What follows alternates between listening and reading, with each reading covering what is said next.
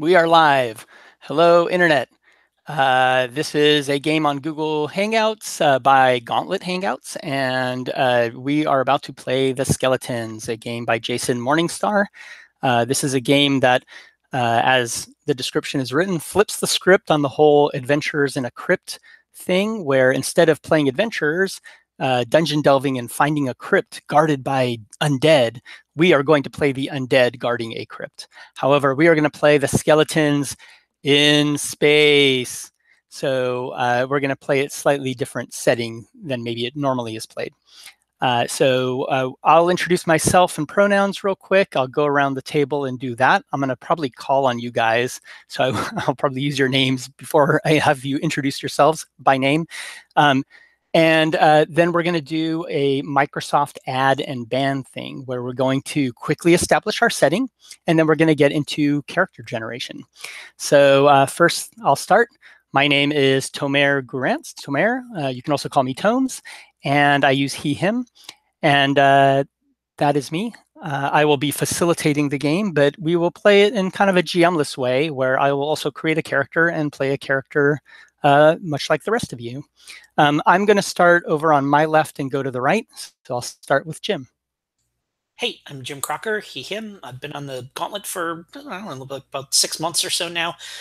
Folks watching this who may, if I seem familiar to you, it's probably because I am a retailer who sells games at a whole lot of different conventions all over the place. So that's probably where most folks who might know me from. And I've facilitated this game probably like half a dozen times at cons and stuff like that. I really love it, so I'm really looking forward to playing this variant on it. Next, I have Noella. Hi, I'm Noella, they, them. And then Pavel. Hi, I'm Pavel. I use he, him. I'm part of the European side of the Gauntlet. So, and I also never played this game, so I'm really excited because everything is new to me. Nice. And I'm Sabine. I'm from Germany, and I've played this before, but not in space, so I'm really excited about it. Awesome. And from here, what we'll do is we'll quickly establish a setting. We're going to use the add and ban technique, which I think was made popular and is used in Microscope. And so if anybody's familiar with that role-playing, history-building, world-building game, I found, I'm stealing this from my friend E.T., they used it in some games they ran, and I was like, oh my God, of course, I should use this in especially one-shots or quick games. Like, you just quickly get into it. So I'll go around the table. I actually won't go first. I know Jim at least is familiar with this, so I'm going to start there and kind of go through. And on your turn, either decide to add something or ban something. I will write it in our little chat so we can kind of keep track of it there. And if anybody has a question about what the person has said, feel free to ask for clarity, you know, if you don't understand exactly what they meant. But we're looking for something very small here. It's not sentences of stuff. Think of like a word, some phrase that kind of, you know, establishes what you're adding or banning to the setting. Go ahead, Jim. I want to ban personal force fields. Okay. And personal force fields. And does that, we're not talking about, like, what about power armor? Do you consider that personal force field? No, power armor is great. If you want to load yourself up in some kind of big, like hunky Space Marine suit or something like that, like if you want to, like, I feel like if you want to protect yourself from stuff like that, you need to load yourself up in a big hunky Space Marine suit. You can't have you can't press a button on your belt that makes you immune to blasters or whatever. Awesome. That's perfect. Okay. Noella. And by the way, I'm going to call on you guys one after another. But if at any time you're like, you know what, I'm done, I don't have anything to add, you just say pass. And that's going to kind of start to wind down this phase. I will add alchemy. Nice. Okay. And when we say alchemy here, I'm going to ask a quick question.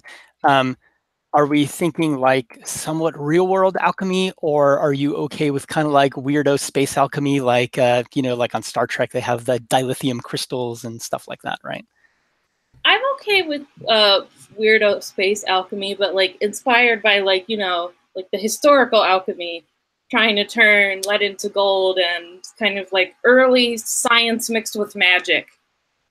Nice. Love it. Okay, cool. Pavel. So I want to add weird aliens. Awesome. All right, weird aliens. Cool. Sabine? Well, I would like to add some kind of transportation, either by magic or by kind of like the Star Trek beaming around stuff. Yeah, but with malfunctions. Oh, nice. Okay. This transportation, is it a personal style transportation like on Star Trek, or is it, or you're not talking about like space ships transporting necessarily, or are you talking about like local? Yes, but not that you can carry a transporter around with yourself. You need a point where you can transport to or from. So fixed points where you can start transport, at least. So I'm going to put two. Personal transportation / teleportation, but by large machines. Mm-hmm. Yeah. Okay. And again, if anybody has questions they want clarified, feel free to interrupt me at any point. Or I'm going to add.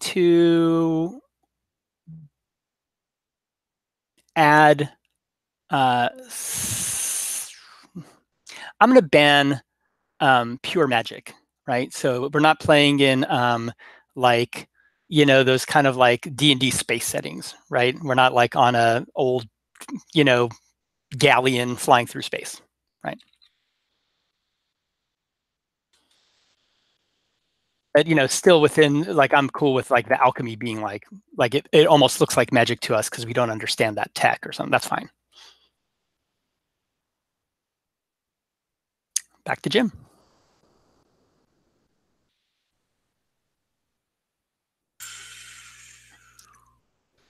Oh, I had something, but it jumped out of my head. Can you just come back to me? Okay. Noella, do you have any more? I will ban priests. Okay. And priests.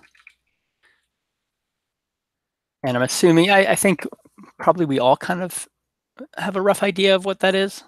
Does anybody have any questions about that? Yeah, I'm curious. Like, do you mean like, because priests are usually performing something for the religion gods? Do we like ban the entire, like, there is no religion over here? Because priests are just one element of the religion. No, I think it's fine to have like the beliefs of religion, but just the job, priest. Okay. Yeah. Okay.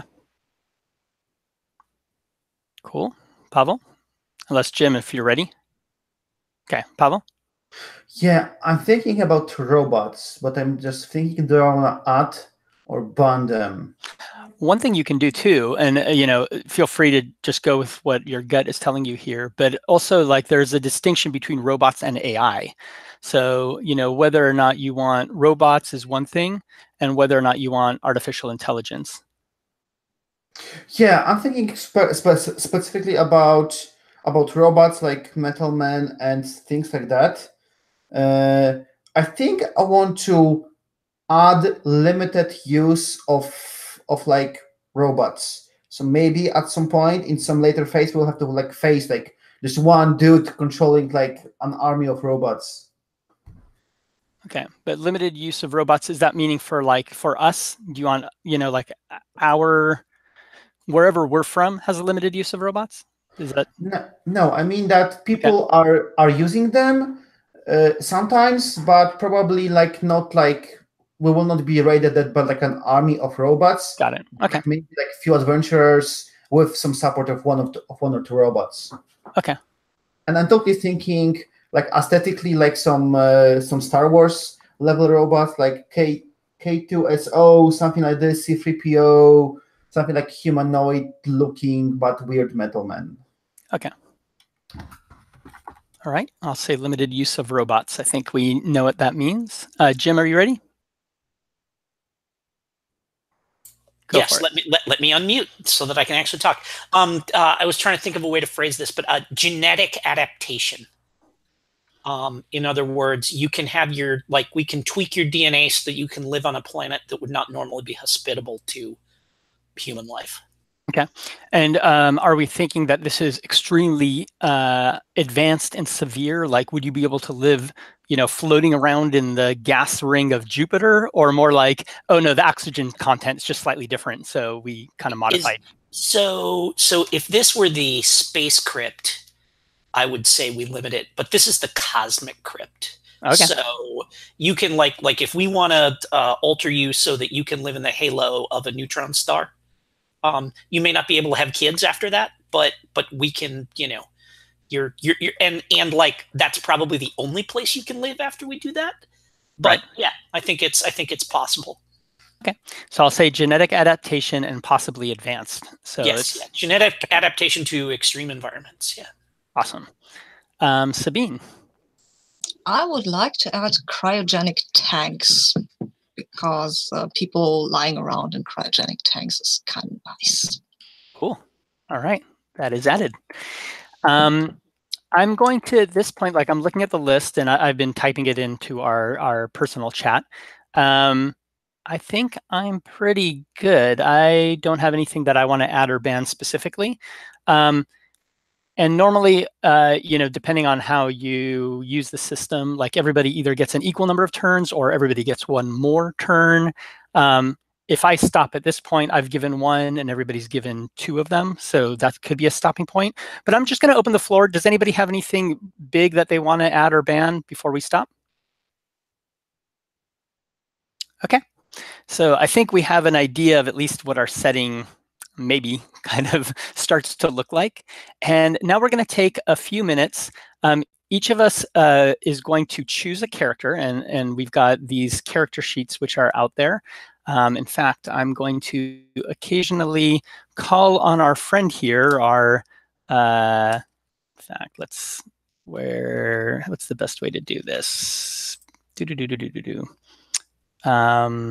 Here we go. I don't know if this is the best way to do this, but I'm going to call on our friend here to show us, the set of characters that we have, and share that screen so you viewers at home can basically see some of this stuff. What I'm going to ask you guys to do is choose a character one by one. So, does anybody have a specific character that they are going to want to play? The names of them are similar to the file names, right? So, and if you don't know what that means, feel free to open it and read. There's a little bit of flavor text up at the top, which says something about your skeleton. But is anybody drawn to any of them specifically and wants to grab them? Because once you've grabbed it, nobody else can get them. Think of them as like playbooks in, a PBTA game, right? I would like to do the horror. All right. The horror is taken. I'd like to take the arrow shield. Okay. Arrow shield is taken. And once you've taken it, by the way, feel free to open that file, that Google drawing file. And if you read the top text, it'll say you have a shield and a sword. Draw your skeleton over on the right. And it'll have a picture. I'm going to show everybody at home what this looks like. It'll have a picture there of your skeleton and some questions on the left, which you will not answer right now. And on the right side, what your duty is right now is just to draw a little bit of what it's asking you to draw. And feel free to add a little bit of details too. So it's telling you to maybe sketch the details of some decoration around you, but feel free to add some more. We're playing in space, so if you want to put some of whatever you're an alien and you have some other weird bones and shapes or other stuff, just do that. Cool. So we have the horror. We have maybe there we go. We have the horror and we have arrow shield. Did either of you two decide? Well, since horror is taken, I'm really into the outsider. The outsider. Nice. All right. Jim, you got one? I've played a bunch of times, so I'm happy to pick from just whatever's left. Okay. The nice thing is there's like 9 of them, right? Yeah, So, yeah, we got plenty of them. I'm going to take the crawler. I've got an idea of what I want with it. So is that just me that's left? That's you that's left. Let me take a tattered cloak. Okay, cool. And so now that we've all chosen our skeleton sheet, we're going to take a few minutes to draw on there. Let's use this almost as like a quick break. My partner needs to use the microwave, and that always screws my Wi-Fi. So I'm going to have her do that now, and then after we read our sheet, draw a little bit of details, then we're going to come together and draw what this cosmic crypt looks like, and add, answer a question. All right. So think of this as like a little break.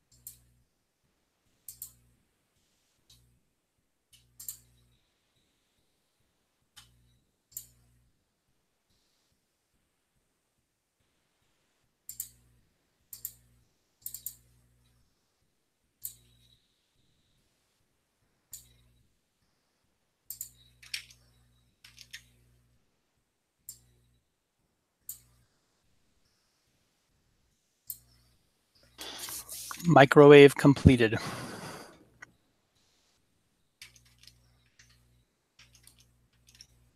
I'm really trying to draw over it. It's hard.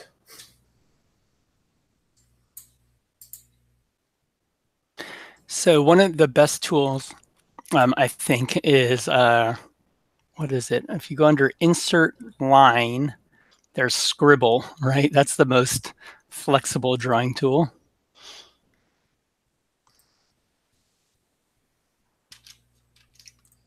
The pencil, if you will.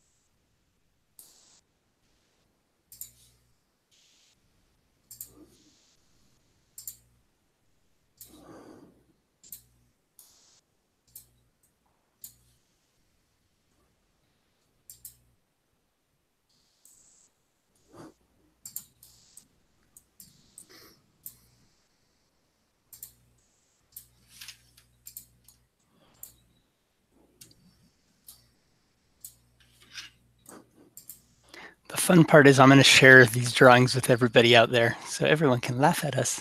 Oh no! No! Yes.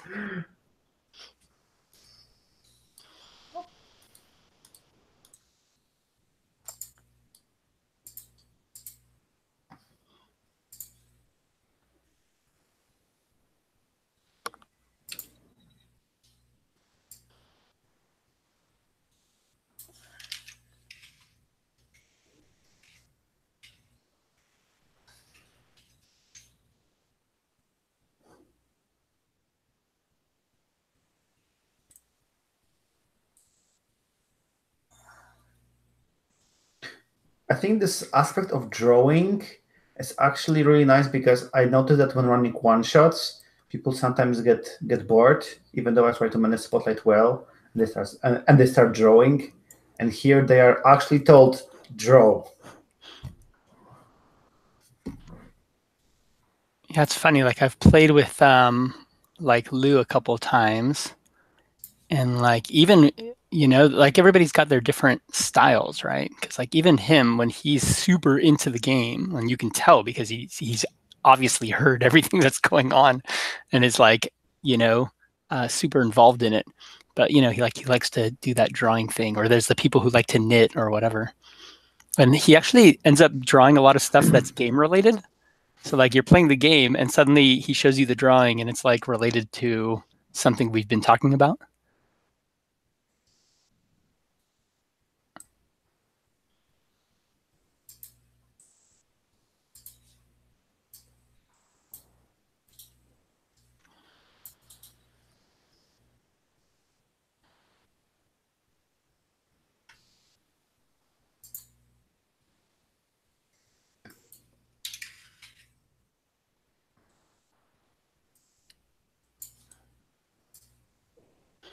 All right, I think I've got my drawing kind of done.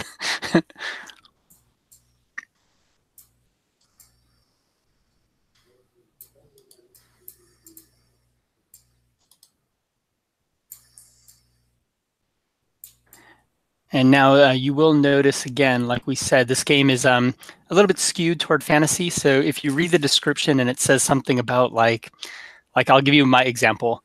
You carry a much nicked knife and wear the remains of an elegant fur-trimmed jacket, right? So you can obviously skin that to be sci-fi, right, in some way. Like I have a weapon that's damaged in some way or looks like it's, not in optimum condition. And I'm wearing some kind of jacket. I don't know. We'll see.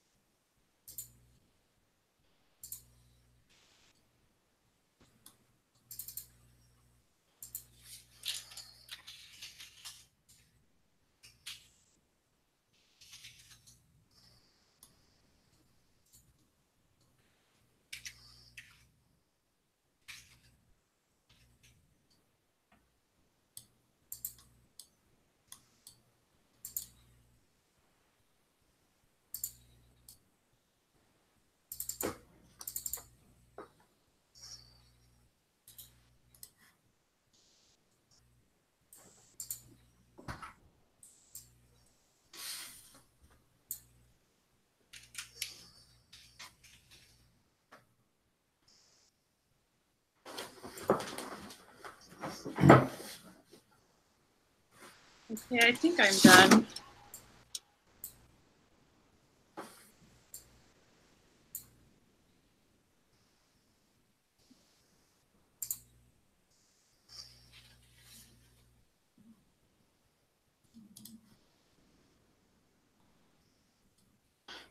Yeah, I love hearing all the little clicks.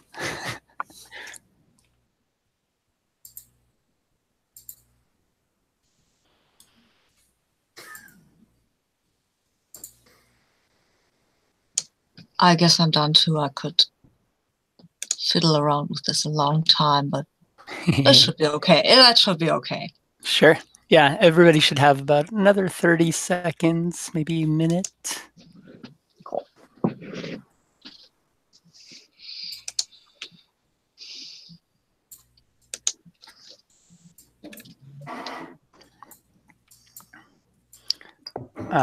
And one thing we probably want to discuss, and maybe we'll do this while everyone's finishing up here, is we're part of the first phase here is we're going to draw the map together. And this is going to be the map of our cosmic crypt, right? Whatever that means.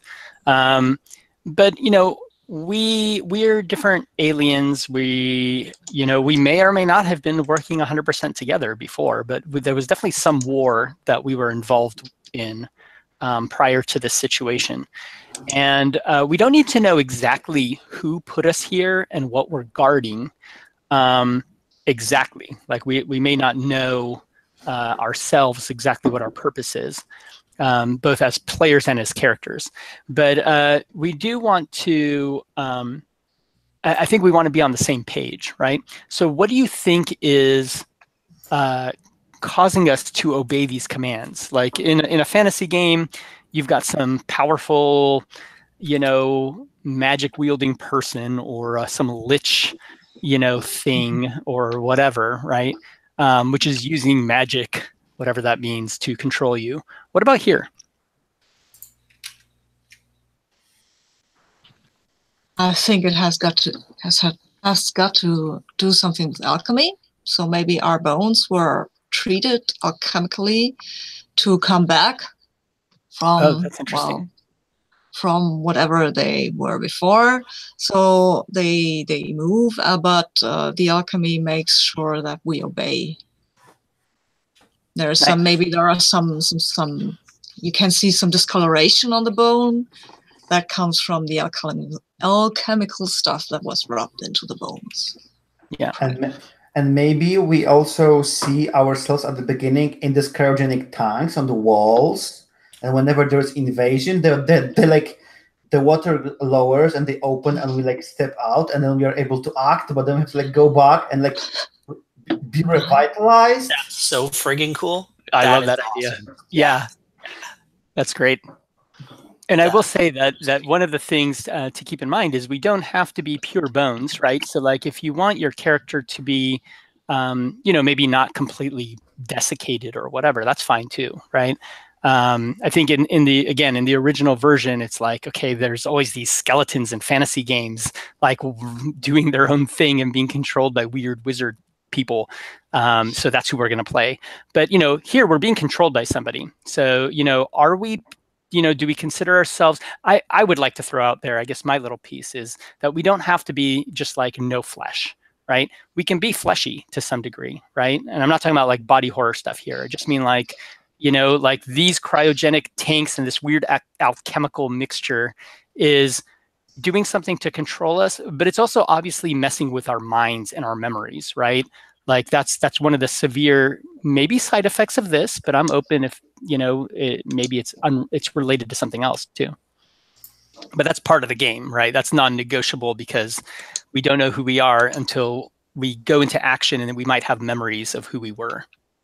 And the other thing that's non-negotiable is that we have to get rid of anybody that busts into our crypt. We can't decide that we're gonna make friends with them and have a picnic. That's not allowed. Correct. Yeah. Cool. Noella or Jim, do you want to add anything there? We've got the alchemical. We've got these cryogenic tanks. I think it would be cool if we were guarding someone in a cryogenic tank who's not dead, maybe some leader or something. Well, so we play to find out who's in there. Correct. Yes. The idea that it's a giant cryogenic tank instead of a coffin is something that what isn't honestly an idea that I had in my head too. So I think that's super sweet. Fantastic. So, and is it something that we see in our cosmic crypt? Do we see that tank, or is it behind the next door or something? No, it's totally there in the middle. One of the things I love about this is that as we play and things and time goes on, stuff can happen to that thing in the middle that we're all guarding, that is clearly a thing that is there that we are guarding. So now we're in a place. Now, as players, characters, we might not really remember what this place is at all. But as the viewing audience and as the players, and we even if you're the viewing audience, you might not know where it is. But does it look like a room in a building or spaceship, or does it look like a cave? And I'm not talking about super details here, because we're about to each add details to this map. But at least we're on the same page of, is this a cave versus like a designed room, like that kind of thing. I think it is, like, I would love it if it were clearly the interior of an asteroid that has been hollowed out. Ooh, nice. I like that. So like there can be, there can be bits of it that are rough. There can be bits of it that are, have been, polished to a fine sheen, but it can have like, and we can have like pipes coming out of stuff and blast doors, put into stone, whatever. But fantastic. Like clearly we are in like a, like this is an asteroid somewhere that has been, And what's super great about that idea is it gives us maximum flexibility, right? The other thing that's awesome about an asteroid is an asteroid can move. Yes. So like people can come to us, or we could find ourselves someplace else just because asteroids do that. So yeah. Yeah, no, that's great. I love it. Okay. So everyone should be kind of roughly ready with their characters. And what we'll do is we'll go around and add things to our picture. Now, I'm going to go ahead and open our Cosmic Crypt picture here. And in fact, let me just get rid of some of these other tabs. Cool. And so awesome. Yay, who did the Cosmic Crypt? That was great. So we have an outline for kind of like roughly what the chamber looks like, right? And we've got this central cryogenic tank. Love it. I'm wondering, should we get rid of any text on there? What do you guys think? And that way it's a little bit almost like the quiet year, right? Where you have these images that speak for themselves. I kind of like the text. Okay, then let's leave it there. There's no specific rule. I might be wrong. Maybe there are specific rules, but I don't really care. So, okay, we've got just a template that we can play with. And if anybody wants to play with like the outline, it doesn't mean the room has to be this shape, right? You want to add like jutting walls or whatever, go for it. But look on your character sheet, and up at the top, in addition to your flavor text, there's a question, and it says, answer this as you create the map together. And that's what we're going to do, is we're going to go ahead, and each of us has kind of a different task here. And I'm going to, let's go one by one, and we can actually see the person can show us their character, and then show us what they're going to be adding to this. Does anybody want to go first as a volunteer? Otherwise, I'll do it. But okay, let me go ahead and show you what this process looks like. So I'm going to open up my character, which is the crawler. So, and there you should be able to see it on the map, on the screen, right? So this is my particular alien, right? It's got quite a number of legs. It obviously looks like some kind of large insect. I don't even know if you see bones. It's got an exoskeleton, right? So like we can see that it was obviously, had some kind of exterior chitinous, body, right? I think we do see that it was wearing something at one point. Like there's in non-organic material, some kind of like synthetic uniform, but not armor. It's just like a uniform that kind of like flows on top of it. And it only has one arm, and the other arm has an attachment to it, which, we can see that it's definitely at least got some kind of weapon. Maybe it's not a weapon. Maybe it's the knife used for surgeries and stuff. Who knows? But there's some kind of sharp tool which sticks out of it. So there's a couple of tools, almost like a Swiss Army knife on its arm. So it's got that. So that is my crawler. And the question that it shows on my sheet is, as we draw the map, what does the intricate mosaic that covers the floor depict? Note your answer on the map. So I'm going to jump back to the map here, and it says there's an intricate mosaic. So what I'm going to do is, I think over on one side of the room here, there is this kind of, Oops. Hello. Ha, it's a hex map. Yes. I think there's actually, a number of these, and I'll draw just a couple of them here. A couple of these kind of hexagon and actually pentagon-shaped, images that look like they're flowing kind of like all on top of each other, and I'll kind of add a couple more in a minute. But it's it's this kind of intricate. It's intricate in the sense that there's like these larger pentagrams and then really small ones as well.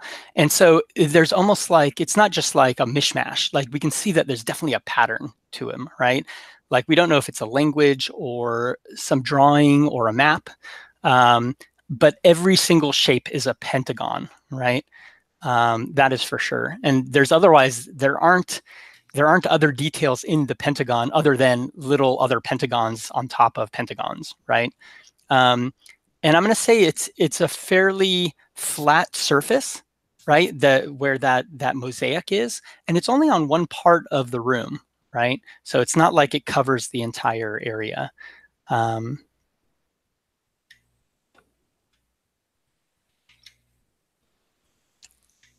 So that is me. Oh, and it does say what that covers the floor. What does it depict? I'm going to say that it actually looks like it's reminiscent of like a more complex, weirder version of maybe like a double helix or like some kind of chemical thing. Like we get the impression it's something which is describing. Maybe I don't know. alchemical? Maybe. Cool. Who would like to go next? I would like to go next. Can you pull up my character sheet on the arrow shield? Remind me, which one is that? Arrow shield? Arrow shield. Yes. On the arrow shield. Okay. So, yeah. Well. So, yes, I have a round shield that protects me. That's actually part of a power armor. You can see one of the pieces on my leg too. The power armor has been destroyed at some point. There are only these two pieces, the one on the right arm and the one on the left leg.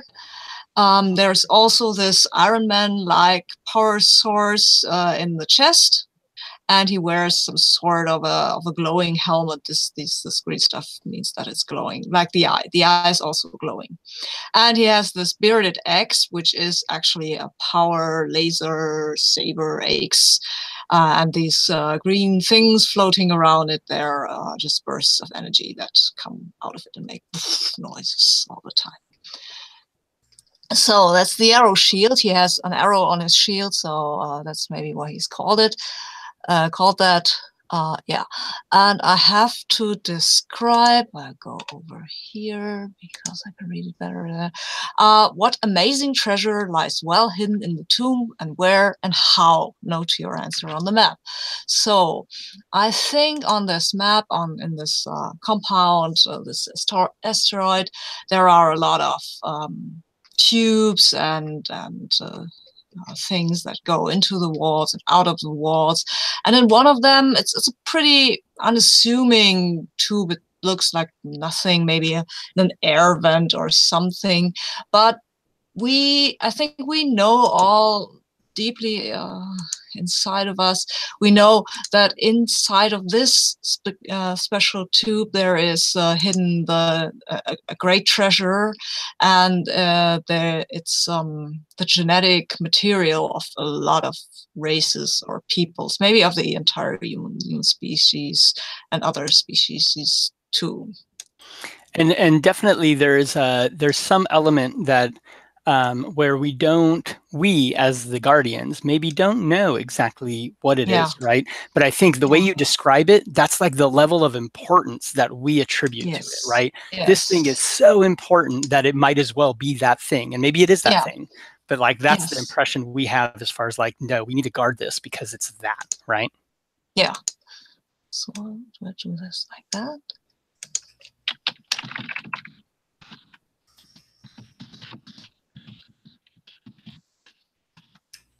Cool. So I'm done, almost. That's great. And maybe I'll do that thing too, where I'm going to say, oops, pentagram mosaic. Yeah, it doesn't need to be that big, I guess. There we go. Yeah. Yeah, great. So much fun drawing these. It is. I love drawing games. The Quiet Year, like they have all these great little. All right. So no, that's fantastic. All right, who's next? I can go next. All right. Can you? Well, I am the horror. Okay. Let me bring that up.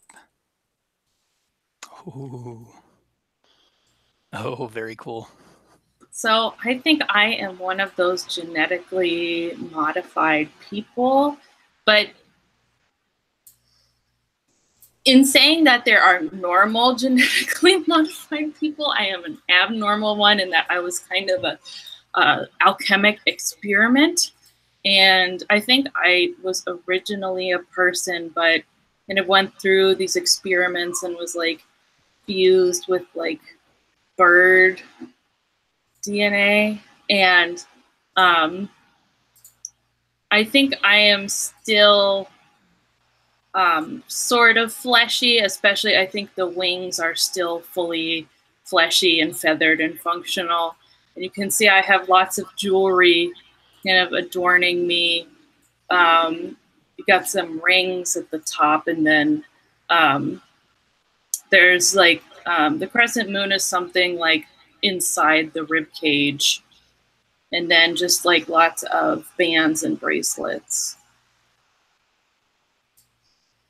Nice. So my question is, what subtle things in this place speak to a purpose far, far beyond honoring the noble dead? I think there is a mysterious console in the back with symbols that we don't know what it does. Okay. Hence the mystery. And when you say console, like as far as how we're visualizing this, it looks like some big machine thing. Yes. Of some sort. Okay. Like you could, like these symbols are things that you could press to make something happen. Awesome. Fantastic. All right. And feel free to just keep playing with the adding stuff on the picture. Is there anything else before we move to the next person? Don't think so. Okay. Cool. Who wants to go next?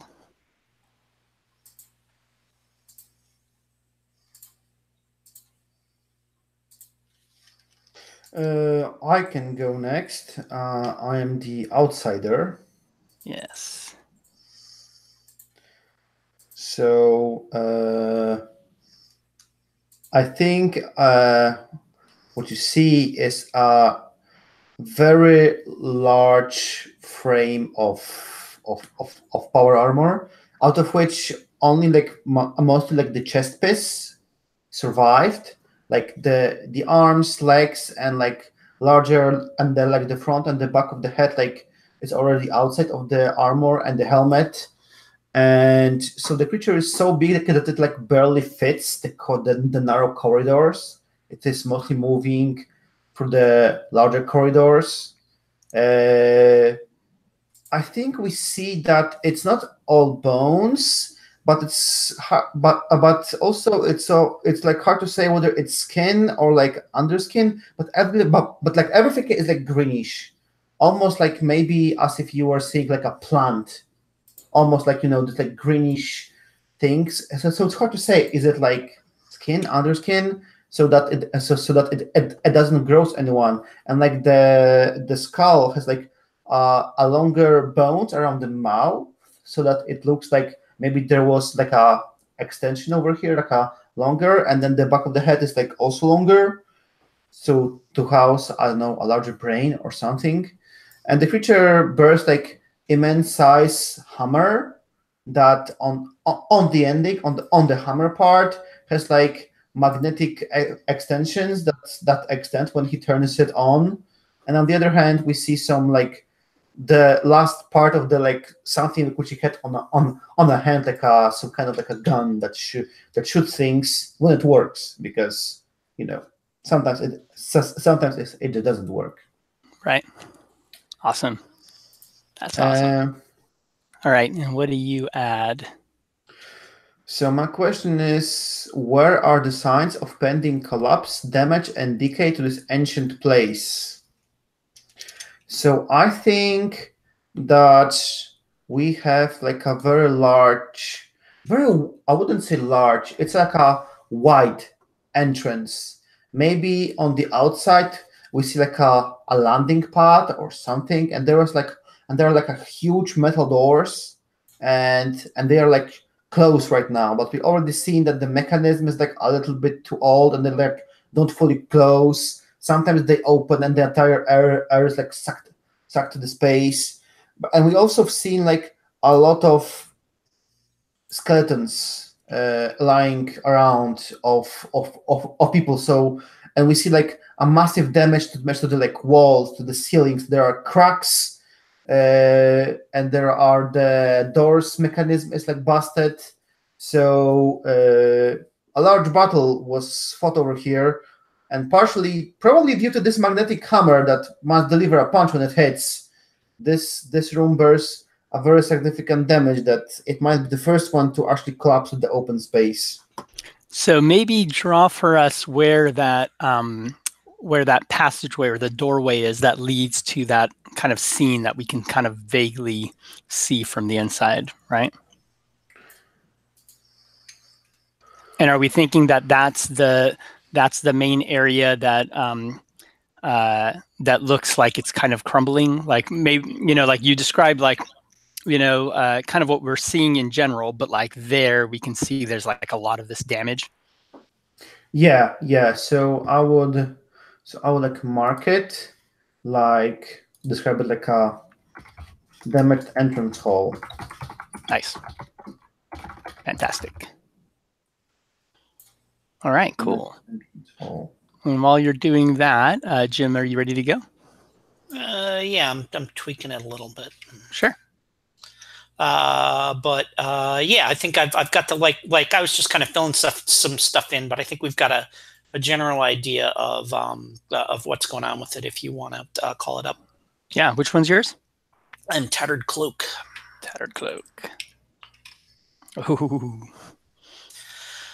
Okay, so scraps of once red cloth shroud your bones. You carry a battle-scarred sword, sketching the details on the illustration. So the sword is a monomolecular blade, if you guys are familiar with this idea, which is that you have it is a filament that is a single molecule thick, supported by whatever, like and that thing, the sword itself is technically invisible because it's so small, but that bulb down at the end that kind of keeps it straight and passes the charge through it, that gives it cohesion, also has a light that runs along it so that you can actually see where the blade is if you are cutting something with it. But it is fantastically sharp. But you can't nick a blade like that.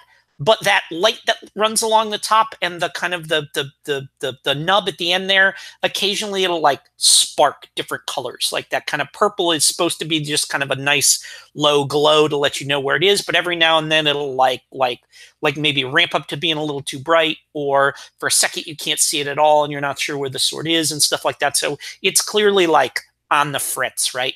And it's got a little it's like a I see like a trigger down there at the end, where I think the other thing is, if it works properly, you can sort of pull that trigger and it will go zoop down into the handle, and then you can like kind of bam, just snap it out when you need to. And like that doesn't work anymore. Like the retractor is not, you can't do that. So and the cloak itself, if you take a look at those two kind of red things up at the shoulders like this, I think I am desiccated like a mummy, right? So like there's like papyrus-like dry skin with like everything underneath has been dried up and stuff like that.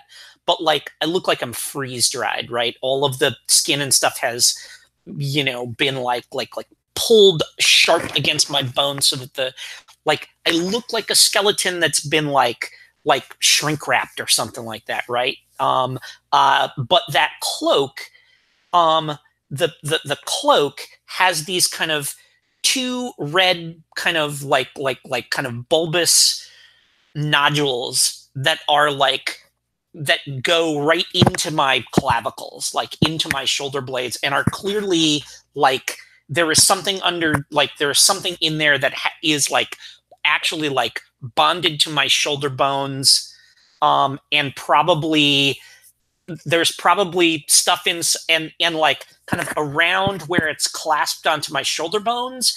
There's like ugly purple veins that kind of run out from that place, right? Where it's clearly like grafted onto me. And the cloak itself at first glance looks like it is a tattered cloak that is waving in a breeze that doesn't actually exist.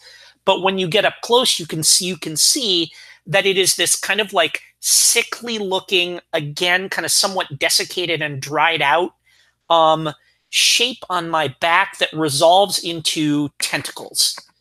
And the thing that looks like it's tattered and flowing in the wind are these tentacles that kind of move like they're sort of flapping in a breeze that doesn't exist. There doesn't like the movement appears to be random, like there isn't any kind of particular like rhyme or reason to it, but like it's never not moving.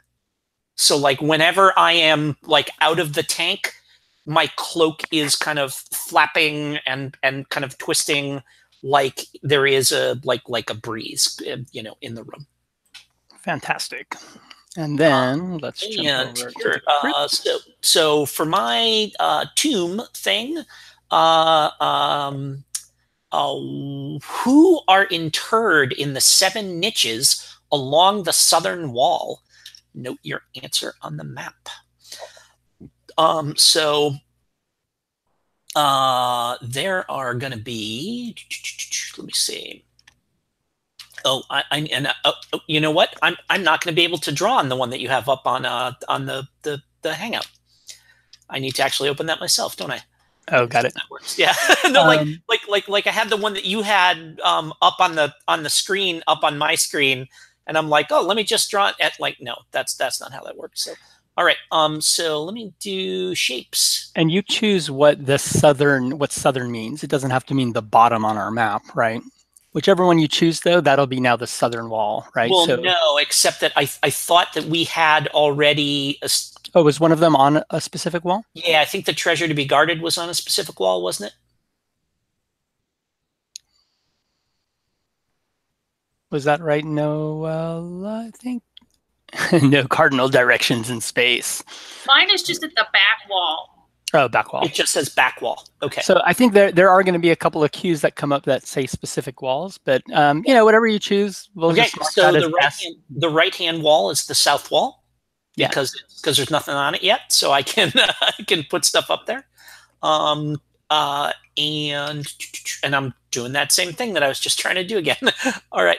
So let me do some shapes here.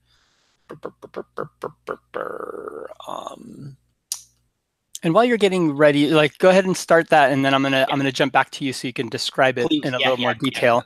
But I do want to ask everyone a question, which is, you know, you have those music files, and there's the different files that say APT in front of them. Those are the, you know, the different like alarms. You know, obviously, well, this is one that I'm going to set on my phone to go off when an intruder comes in. Does anybody have one that they are pretty happy with, that they would like to see? I do like the red alert.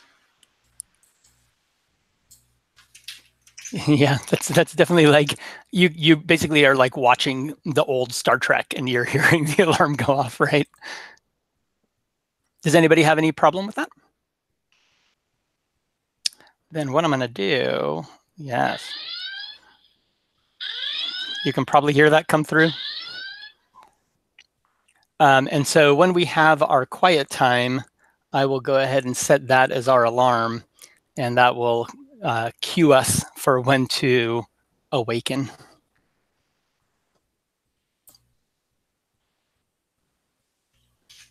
And this is a warning for anyone at home. Yes, there will be periods of minutes sometimes where we just have to sit here silently with our eyes closed. So join us. All right, so interred in the 7 niches along the southern wall are the engineers who built this place, and the master and the master, the architect who designed it is the one in the center, and his half dozen assistants and construction workers. They built it and then were buried here.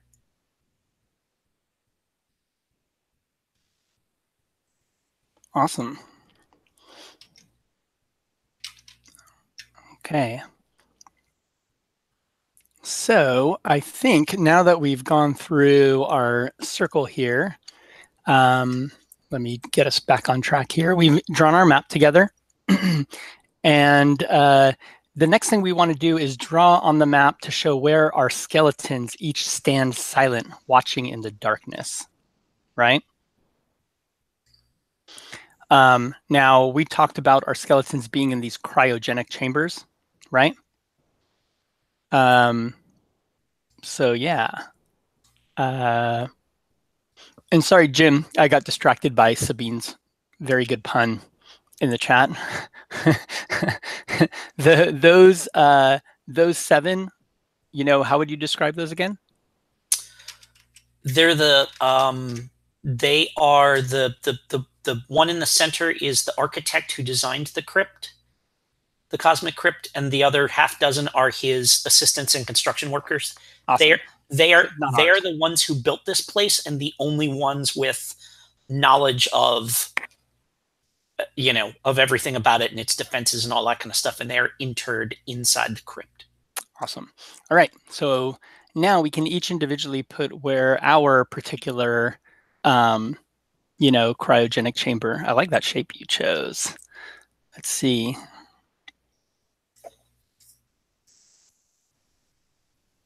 How do we choose colors? I haven't even looked at the basics here. After you select it, you can like change the fill color. Yeah. Oh, got it. Like once you've kind of drawn it, then you can do stuff. Yeah. And those lightnings, I totally meant to like show that there is some damage. Okay. Not like waste and guard. Right. What shape would be cool for that?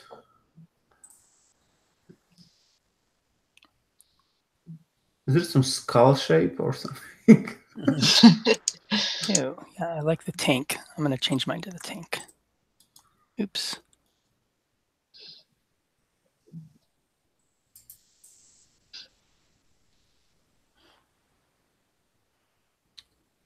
Ooh, you can write on the object itself. You can. Nice.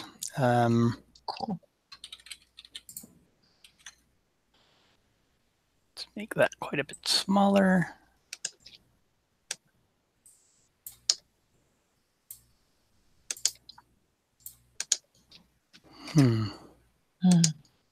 Where to be? Ink. Yeah, better.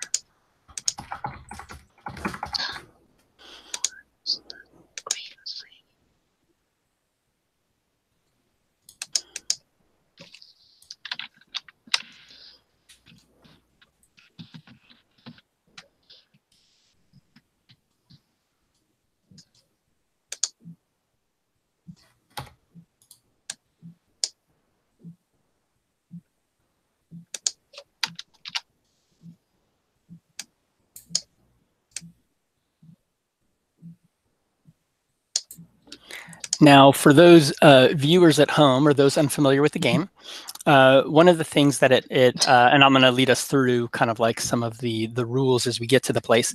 It talks about talking about working together. So if you're not playing alone, then you're going to be playing with other players here. And unlike some traditional RPGs, there are no, dice mechanics or anything which tell us how things play out. This is a very story-based game and very narrative-driven. So it's kind of up to us to kind of work together and figure out, how things are going to play out and whether or not we're going to take turns. Are we doing this like together and discussing, which can be really fun and collaborative, but that also means that, if you have some players that are, more vocal and less vocal, then you're going to have kind of a disparity in how things, will flow on the table. I'm a big fan of just taking turns. Like everybody will have their turn. Their turn doesn't mean they're the only ones who can participate at all. It just means that they will be kind of like the one who is the final arbiter, right? They will be responsible for kind of choosing the intruder or reading the question and, maybe framing the scene. And then we can all kind of play in that scene as it plays out. And again, they can kind of close the scene, right? And that way we can each have a turn kind of being the director for a scene, if you will. Does that sound cool? Yes. All right.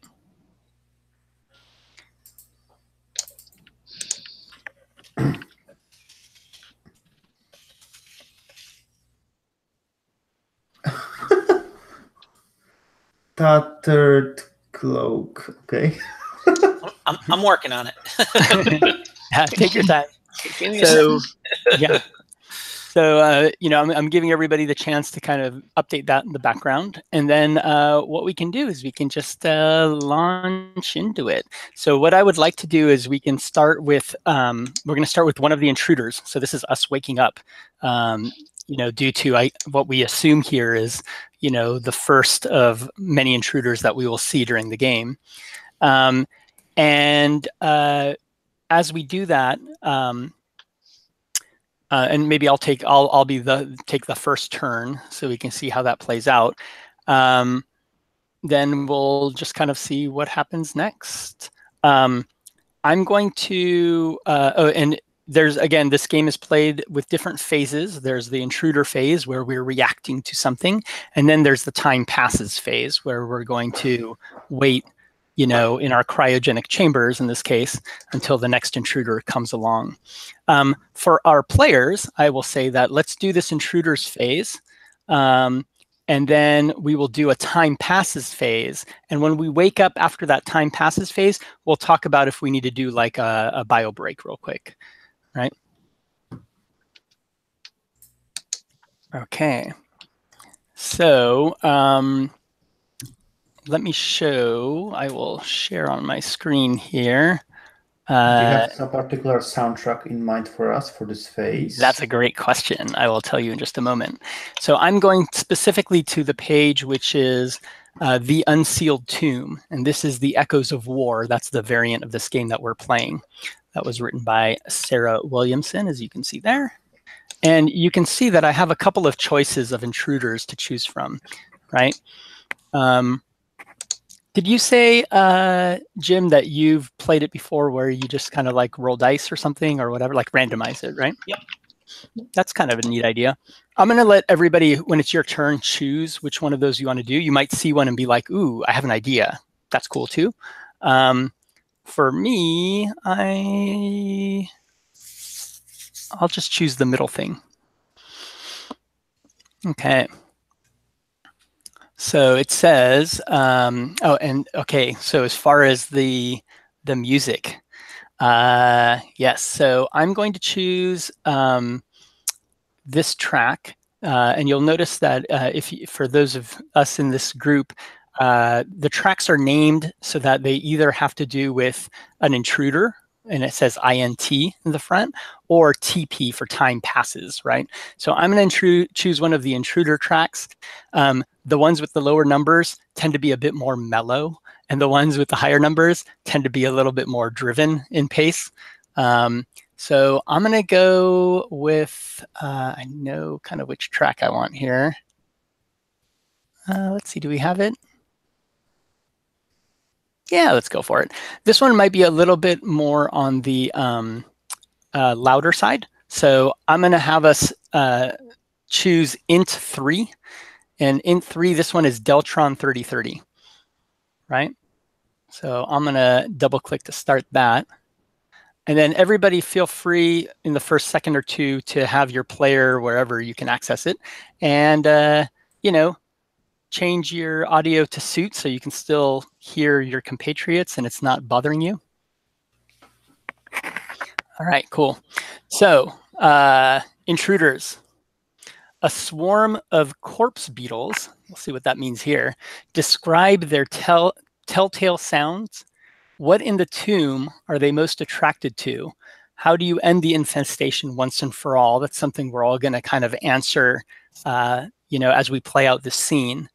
And then once we've done that, or as we're doing that, we're also going to answer one question. So each of us has our character sheets, and on that sheet, there'll be questions that get answered, you know, during the intruder phase. All right. So I think these intruders,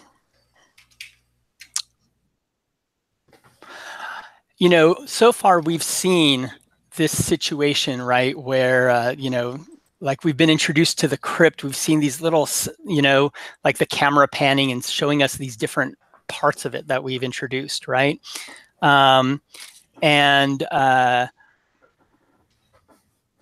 One of the things that gets shown toward the end is this damaged entrance hall, right?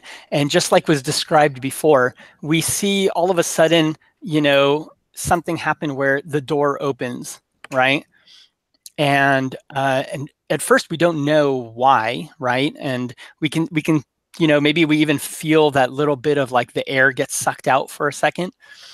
And then we see something small, like crawling on the ground near where the door was sealed. And we see more movement and a couple more movement, and it almost looks like little rocks, right? And they get a little closer to the crypt, and they've all got little legs, and they're kind of like, you know, creeping around. They move, you know, a foot this way, stop, move a foot this way, stop. All of a sudden, one of them will shake, and then another piece will kind of bounce off, and it'll be smaller in size because now there's two of them, but now they'll separately kind of move in different directions, right? And they're just taking like little hesitant steps around the crypt. And I think it takes a moment or two, but all of a sudden we see one of the cryo tanks, and we see the liquid just kind of like start to, you know, bubble down and empty out, right? And I'm going to leave it open here. Like, you know, what are our reactions? Like, what does it look like as we are summoned from these tanks? Anybody can jump in, and we'll just like go around the table. I think that maybe at first we see the doors between the damaged hall and the crossroad opens, and the outsider steps into the room, and he looks around and he walks around, and he basically sees nothing. So he's just like aimlessly wandering there because he was waking up to deal with something, but he doesn't see it. It's like maybe he like steps on few of them, but he doesn't probably like notice it, and they like avoid him. So he needs some guidance because he's like clueless, doesn't speak, and there's like this like massive green figure in like some parts of armor just like walking around, and we hear the box moving, but they are still hiding from him. I love that idea, and I love that like there's this accidental like crunch, you know, but like still kind of like doesn't know where he's going, and we could see more of these things moving around our chamber. I think the next one we see is the arrow shield, because he's right next to the entrance hall. His cryo tank empties a bit slower than the outsider tank. Maybe it's damaged or something. You can see weird lights flickering around there. And then finally he gets out, and the lights start moving around his battle legs.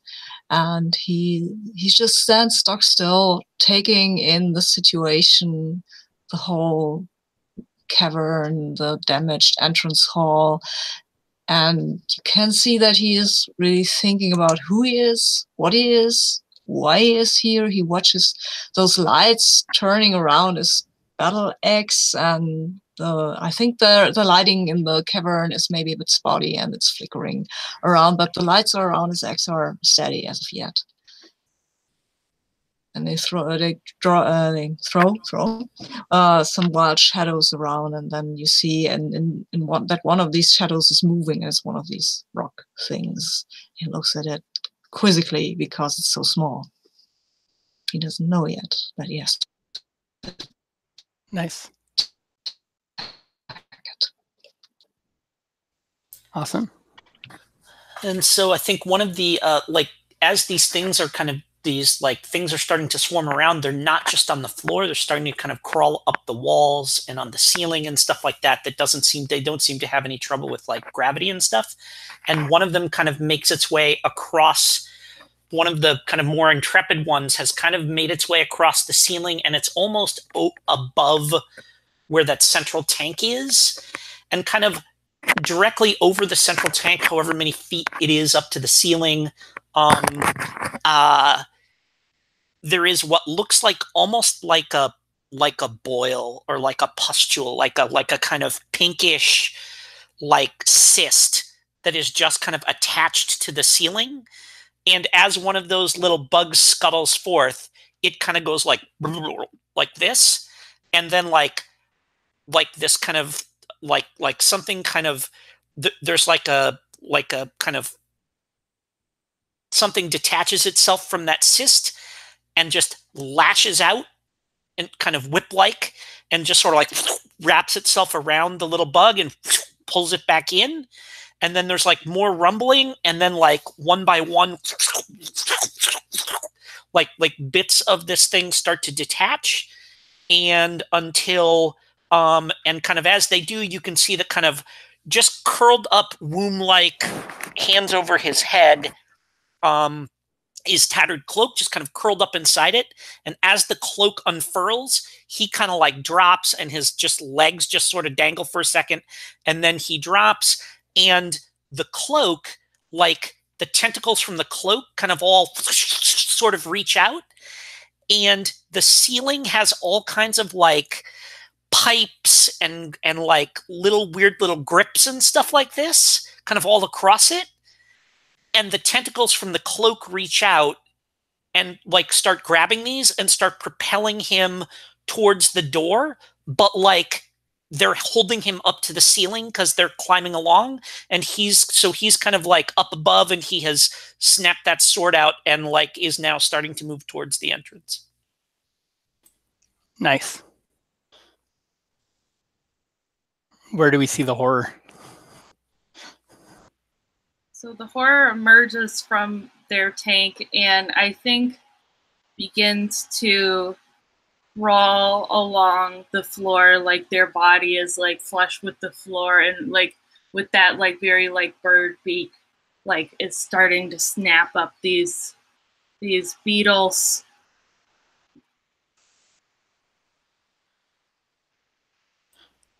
Nice. Is it like actually eating them or just breaking them or what? Like, what does it look like is happening when it snaps at like these things? Well, I don't know if it can eat at this point, but I think it's like it's kind of awesome if it's trying to eat them, but like the system isn't there. Like its memory is, I'm supposed to chomp these up, but like, is it that kind of thing? Or like, yeah, what do we I see? so. Like, maybe we don't know if it's eating it, but like, what do we think is happening? Well, I think it's like eating them, and then they're like the broken up remains are coming out of like the ribs. That's awesome. Like it's like a composter. Like it's leaving that like little trail of compost behind. I love it. I think we see the crawler. And the crawler's cryo chamber is slightly different, right? Like some of these we're seeing are like tubes, and it drains, and we're seeing like this upright humanoid creature, but the cryogenic chamber of the crawler, it has an upright tube, but then there's also like a back tube, right? Because it's got this longer back body. But it still opens in the front and it comes out. And we see it come out, and you know, I think all this stuff that you guys described, like it took a little longer for the crawler to come out. Does the goop in the crawler's tube look different than the goop in the other tubes? I'm going to say it's a slightly different color. You know, like we probably noticed like the shades of color, and I don't know if all of yours were identical, but maybe they had, you know, a certain hue that we kind of associated with it, and then suddenly there's like a different hue. It's like green versus red, right? You know, it comes out, and there's a moment of, it almost looks like confusion where it doesn't go anywhere, and suddenly we see one of these little crawlers kind of like walk by, and the little arm attachment tool, you know, we see it kind of start blipping, right? Like almost like a proximity sensor or something, right? And all of a sudden, like the arm whips out and we see a little concentrated like beam come out, and, you know, this thing kind of like bursts, right? But only the arm does that, right? Like the rest of the body looks pretty calm. Just one second. So I got a microwave ding, so we'll deal with that in a minute. But I'm gonna now in the actual text of the game, it does say everyone can answer one question if they wish, right? And so you know, we have our questions on our sheets, right? And tell me, Jim, if you understand this differently, or Sabine. Under, it says answer these as time passes, right? It doesn't literally mean it has to be during the time passes phase. These are just answered, you know, during the game, right? So when I played it, there's two things to keep in mind. One is that a lot of times it says you may answer a question, so you don't have to, like it's not required. When I played, we've always done the questions after we've disposed of whatever the threat is, like just before we go to sleep, under the assumption that, boom, we wake up, there's this crisis, but something about the crisis is what triggers the memory. And that's kind of how I've always played it, because then you can tie it into stuff we did to get rid of it, and like actions that the other skeletons take and stuff. So I'm going to do exactly that, right? But one of the things is that to me, this is confusingly worded, because it says answers these as time passes, and there's a time passes phase. But really, it's saying when you're given the chance to answer a question, feel free to answer one. We've tried always to weave it into the story, into the crisis defeating thing. So if there was a oh, come on. Opportunity, if there was an opportunity to weave it in. I'm going to take that opportunity right now. So I think we see the crawler, right? And so far we've seen this kind of chitinous body, but we haven't really seen it living, right? But I think we're getting this kind of flashback, right? And we see our friend here, and the chitinous, the color of the, you know, its skin is completely different, right? It's like a brighter, almost like you would think of like a praying mantis, right? Generically, like this kind of green, bright praying mantis type look, which is not what we see in the crypt.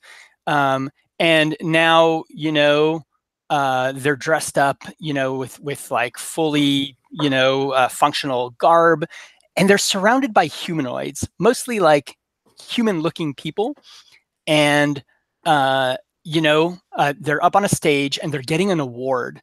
And this award is for obviously something fantastic, right? Like everyone's politely standing and, you know, and clapping their hands, right? And the question I'm answering, by the way, is what byname did you earn in life that describes your greatest accomplishment, right? And so there's this award being given. On the back screen, maybe we're actually seeing a little bit of those pentagon type symbols, not the same as what we see in the chamber by far, but we see, you know, there's some of that like echoed, right? And but we're out in the crowd and we hear people whispering, right? And they say bug, right? There's like, you know, and in a derogatory way, right? Like they obviously, some of them look upset. and the word bug comes up a lot, right? And we kind of flash back to the crypt, and we're seeing, you know, the crawler just stand there, right? And yeah, the arm kind of whips out and destroys these things, but they also look like little bugs kind of like crawling around, right? But its face is not moving, right? It's just like watching the scene. Cool. So I would like to jump on it and take a little of the narration. So I think what I want, actually, and do you think you can deal with the crisis as well? Yeah.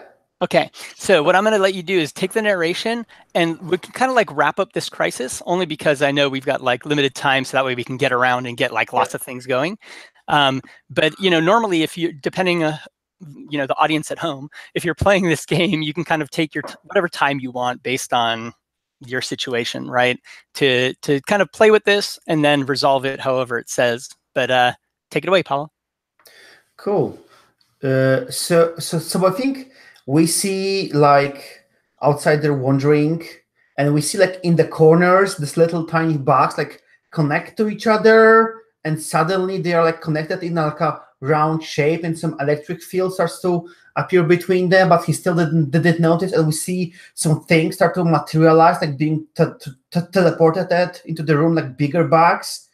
But then we see like he just looks at the arrow and shield who was there in the room with him, and we suddenly see two of them on some ancient battlefield, and we see like both of them in their like full glory, and we see like the shield and arrow like being in the front row, like with like a shield wall of them, and we see them because you seem to have like a fancy eyepiece. So I think maybe we see that they're like scanning and marking targets, and then we see like a drop pods with the many like outsider like creatures just drop on the selected points and like start like unleashing like they were just like waiting for the others to like mark the place on the battlefield. And we see him like remember this, and in like a weird language he like tries to speak something, some very weird sounds, like if you would take like an audio sound and like prolong it very long came out. But I think they are able to communicate, and suddenly we see like Arrow and Shield like scan the room of the eyepiece, and suddenly the outsider knows like where to strike, and he like goes with the hammer and just like smashes this like bugs connected to each other, which are like teleporting things. And after a while, they are just like with the help of the other, they just like finish the leftovers. And so the answer I had like who here among the skeletons did you serve and why? So I think we've seen the two of them fighting in the same army or force. Nice. All right, cool. Before we wrap up that scene, does anybody want to add anything else? Sure, I will add something. Yeah. I would like to add something too, but so I'm crawling around, kind of eating these bugs, and I think this evokes a memory of me of like flying and like hunting things, flying over like groups of people and seeing the fear in their eyes. And the question that I'm answering here is, what byname did you earn in life that describes the fear your existence evoked? And that name is the Raptor. And so, I mean, I don't think I necessarily ate people, but I would kind of like swoop over them, kind of like a bird of prey. Right. Yeah, no, that's fantastic. And Sabine? Well, I think while we're standing there and I'm scanning these bug things, you can see that this yellow power source or whatever it is in my chest, it starts kind of sparkling and hissing like it's malfunctioning. And then you can see in a flashback when the arrow shield was just a rather young man who was lying on a table, and other person was standing above him and saying, if we give you this, there's no way back, you will be a soldier forever. And you can see the young arrow shield looking up, and he's scared. He's really scared. He doesn't really want to do this. He swallows, and then he nods. You don't really know why, but he's not doing this really out of his own free will, but he nods. And then they put in this yellow power source, and he screams, and then he goes back to the room. And you can see this thing that is still rattling around in his chest, and it's sparkling, and you can almost he's a skeleton, right? You can't see his facial movements, but you can see the way he stands there. It pains him in some way. So the question I'm answering here is, what memento of your old life is still rattling around with you? And that's this power source in his chest. Nice. All right. Cool. I'm going to call for us to take a quick 2-minute break. And I know we're going to come back and do time passes, but I need to do a quick break. Can I answer a question real quick? Oh, yeah, no, absolutely. Yeah, go for it. Okay. So I think it sounds like we're kind of like we've sort of mostly smashed these bugs up and stuff like that and everything. And the ones that have kind of, I think you guys know that anything that and we can, I mean, at least as written, we can communicate with each other and talk to each other and stuff like that, right? And so, as you know, you guys are dealing with the ones on the floor and the walls and stuff like that. You know that anything that makes it up to the ceiling, I will kind of, scuttle across. And between my sword doesn't really help me with these, but the tentacles are just like there'll be like 3 or 4 of them, and the tentacle will just kind of like just slap like along the ceiling, and there'll be like a little kind of a motion, and almost you can see like peristalsis as they are like sucked in through the openings in the tentacles, and then kind of like drawn along the tentacles into the kind of the flesh of the cloak and stuff like this. But kind of as we sort of roll along the ceiling, there's a bit on the ceiling directly over where that mosaic is. There are no handholds. And there is a something that, there are clearly some kind of emitters along the floor there, kind of like all along the edges of it, and several of the like some of these little bugs, they kind of scuttle up to it, and the second they kind of cross over what is clearly that threshold, there is a zap of multi megajoules of energy kind of going through there that just literally just disintegrate them. And so the question I have is, what area within are you forbidden to set foot in? Choose from among those already introduced if you are able, and that is that mosaic. We are not allowed to walk on that mosaic. We're not allowed to step over that mosaic. That is like the forbidden zone within the cosmic crypt here. So I'm going to draw a little outline, like a little kind of crackly outline around that to indicate that that's what's going on there. Awesome. Love it. All right, cool. So we'll take a quick break, and then we're going to come back and talk about how we're going into the next phase and see what that looks like. So probably like 2-3 minutes.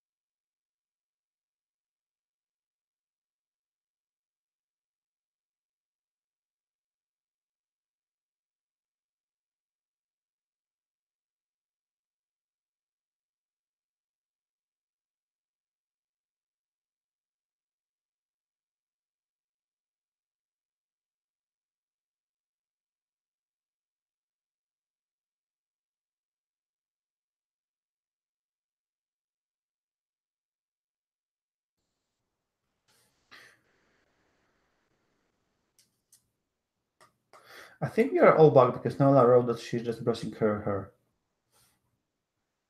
Okay, cool. Yeah, no, I see that in the chat. All right. So we played through one phase of intruders in the first age. One of the things that it has you do at the end of the one that I chose is it says choose once each on the glory phase. Oops, sorry. Choose one. Choose once on either the glory fades or God's laugh table. And there's a special table which has those a bunch of extra questions there, right? And so, and Jim, you chose a question from your sheet, right, in regards to that the mosaic, right? Sure did. Yeah, that's one of the questions on my sheet. Yeah. So, and what's interesting about that question was it kind of it wasn't just about you personally, right? It also had an effect, an impact on our surroundings. A lot of these also kind of lean that way, right? Where some of them have effects on either an individual skeleton in some unrecoverable way or on their surroundings, etc.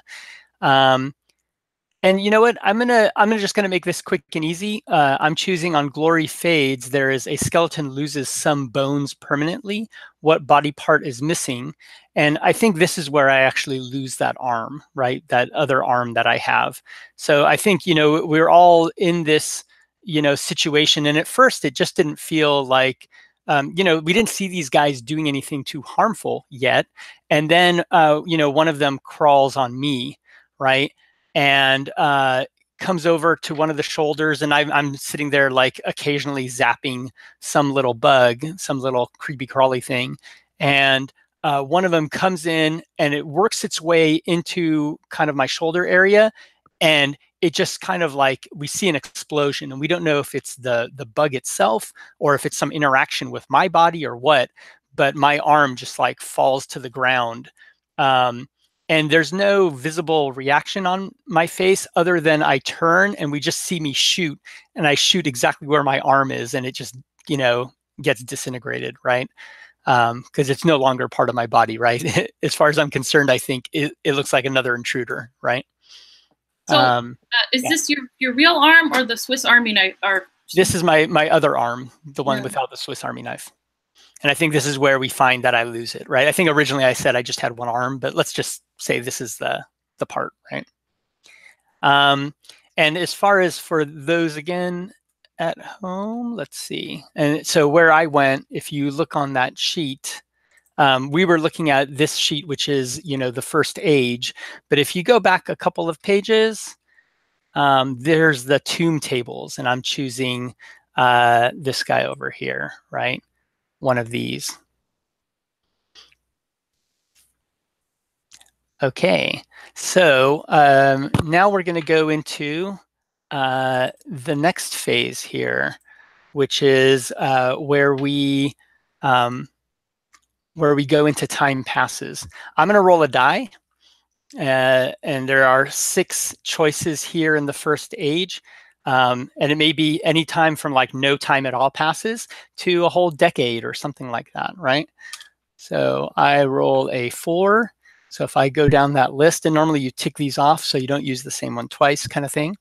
And so, after the scene's kind of ended and we see all of this, all these creatures kind of get destroyed, in our various methods, I think we see us just kind of like, move back into our cryo chambers, and the doors seal, and we see, liquid kind of like come back up, right? And or at least for those of us in some of these chambers, right? And then this is where what we're going to do is we're going to, in a physical face-to-face room, you turn off the lights, and we're going to sit in silence for some number of seconds, right? And in this case, 1 month is going to pass before the next event, and this is going to consist of 20 seconds. And so normally you would set, however you want, set some kind of alarm, and then we're going to do that thing. So are you guys ready to do this? I'm going to choose a track too. let's do that. So we can actually listen to something if you'd like. I'm going to choose, it's going to be TP1 Fallout Industrial Junk.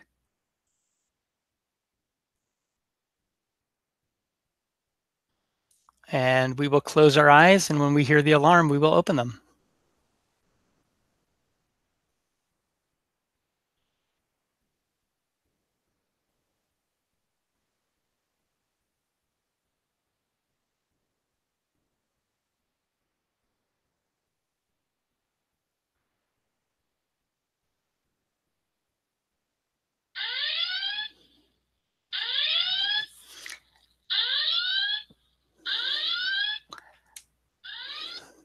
So not too much time passes like that. That was quicker than I expected. Yeah.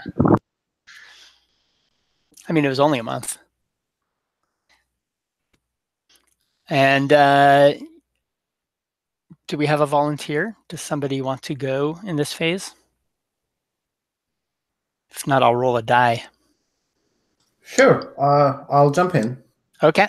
So on the screen, I'm going to put up our sheet here. Let's go back to our first age. And you should see there's 3 choices on the left there. Yeah, the Corvus beetles were already selected. Correct. One of these days I'll be more prepared and have like a whole Google sheet and stuff. But until then. So I think maybe at first we hear the sound of some shuttle.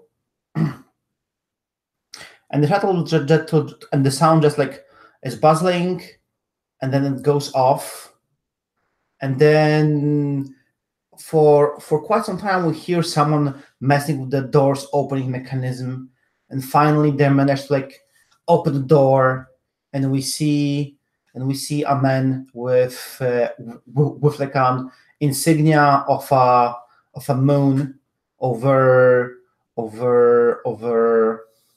a city, walk in, and they are stumbling, like they are wounded, and we can clearly see that their leg has been like smashed, and they have problem walking and standing on it, and they are trying to like put all of their weight on the other leg, and they are using like the rifle like a walking stick.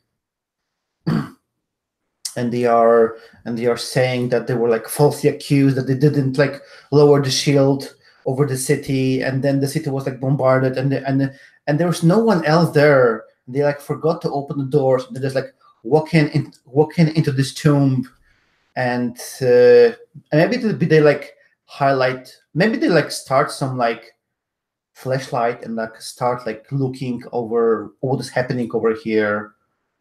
Yeah, I would like to leave it to someone else to deliver the killing blow.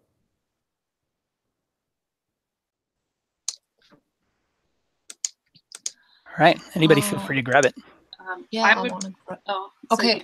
Oh, and by the way, should we put, so right now it's still playing kind of like that calmer music. Should we play something else? Do you want a certain pace of, do you want something high paced or a little more mellow? Or somewhere in between? Actually, I have an idea. Something a little bit more dynamic. The soldier is going to put out his last fight over here. So, okay. Let's try this one and see what happens. Look at int 2, the last parsec, beyond the last parsec. That one might be a little bit mellow.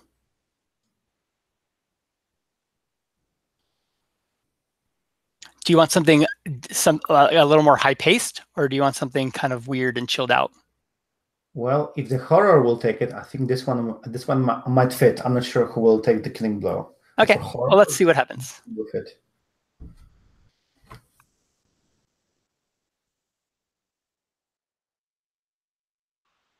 So, Noella, you want to go or should I? I'll go. So I think he walks in, and my cryo chamber is sort of, it's against the wall behind the door, so you can't really see it when you walk in. And I kind of lumber out and start coming up behind him. And I think he turns around and sees me, and I have like my wings extended and kind of this, you know, skeleton with like feathers still hanging on it with little bits of like flesh, and you know, these very like shiny bangles, kind of, that is the only sound that I make when I move, is this faint clinking of bangles. And I think he's just like overcome with horror when he sees this twisted creature that is me, that is like, it seems like I may have been human once, but now I have this this bird-like shape, and my face is, you know, almost like those like plague doctor masks, like the long beak.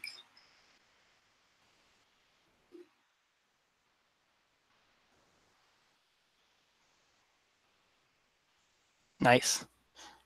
Is he kind of freaking out at this point? I think so.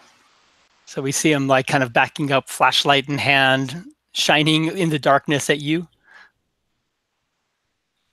Yeah. And every time he takes a step back, I take a step forward. Nice. Sabine, did you want to get in, or? Sure, why not?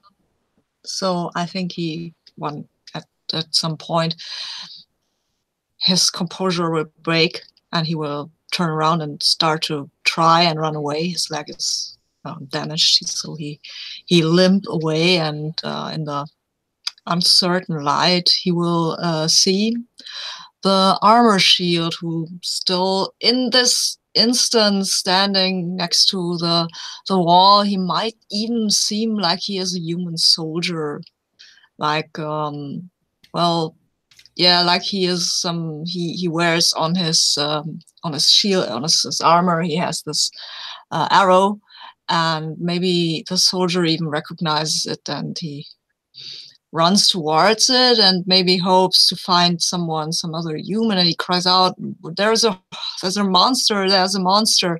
And then the arrow sheet steps into some more light, or maybe the twisting lights around his battle axe, they start finally glowing and reveal that he is just a skeleton.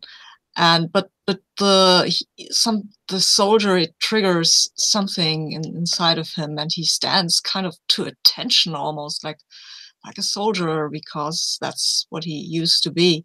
And this wounded man, he cries out, "No, you're dead! Everything's dead!"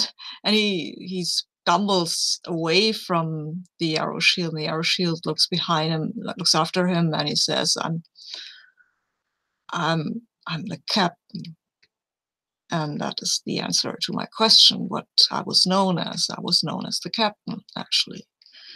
And then he walks afterwards, after a soldier, rather slowly, because he's not in a hurry.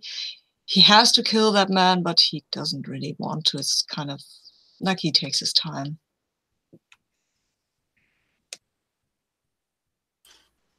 Nice. Looks like we have 2 gyms. Oh, do we? Is Yeah. my other one? Let me hang on a sec. Let me see if I can log out of the other one. My internet did that thing where it went down for just like a second, and then I came back in. So I don't know what the deal with that is. I don't know. Looks okay. The other gym isn't talking. Yeah, like I'm not actually, like, it's not actually on my computer anywhere that I can see. So I think it's just it's a glitch from the looks of things. So the dude is crawling away. When I logged off for a sec, has he used his weapon yet? So like he's crawling away as the arrow shield is kind of just sort of kind of implacably moving towards him. And that's when he finally figures, like, and like, you know, he's on the ground. He stopped using the weapon as a crutch, and he brings it around and, you know, ratchets whatever thing it is that he needs to do to get it ready, flicks off the safety, and like points it, and like just as his finger is about to squeeze on the trigger, there's like a and like a tentacle whips down from the darkness of the ceiling and like wraps itself around the barrel, and just with a violent yank just pulls it up out of his hands, leaving him defenseless as Arrow Shield bears down on him. And there's like a kind of like a sound of like cracking, rending metal, and then like clang, clang, as the like this like high tech whatever, like, you know, his rifle has just been like somebody took it and like torqued it and just ripped it apart, and like just either side just kind of clangs down next to him. I mean, he could maybe grab one and use it as a club, but it's not going to, you know, and there's like the kind of pinging as all the like depleted uranium shells just kind of, you know, sort of rain down around him from where the magazine got busted open. Nice. And I think, you know, when that was happening, like the direction he was going, I think we had this kind of hint that he was heading toward the forbidden pentagram type circle, right? And there's a moment, I think, where all of us are like holding our breath, like, oh, is he going to walk into that thing, right? But then he got down on, you know, fell down on the ground, he grabbed the gun, that gets pulled off. I think one of the pieces clangs down, and we see it kind of like bounce over to the circle, and it like partly just goes over the, you know, the barrier, and we hear kind of like this slight hiss, and then, you know, we see kind of like smoke coming off of like the metal, and then sparks start to fly. So suddenly, like this room, which was fairly dark and it was like only lit here and there by a glowing this or a flashlight or whatever, suddenly there's like lights everywhere, right? Like the sparks just really brighten everything up. But yeah, you know, he's still, you know, that's behind him, and he's kind of like, now there's lights going off behind him. This creature's still coming at him. And how is this killing blow going to look?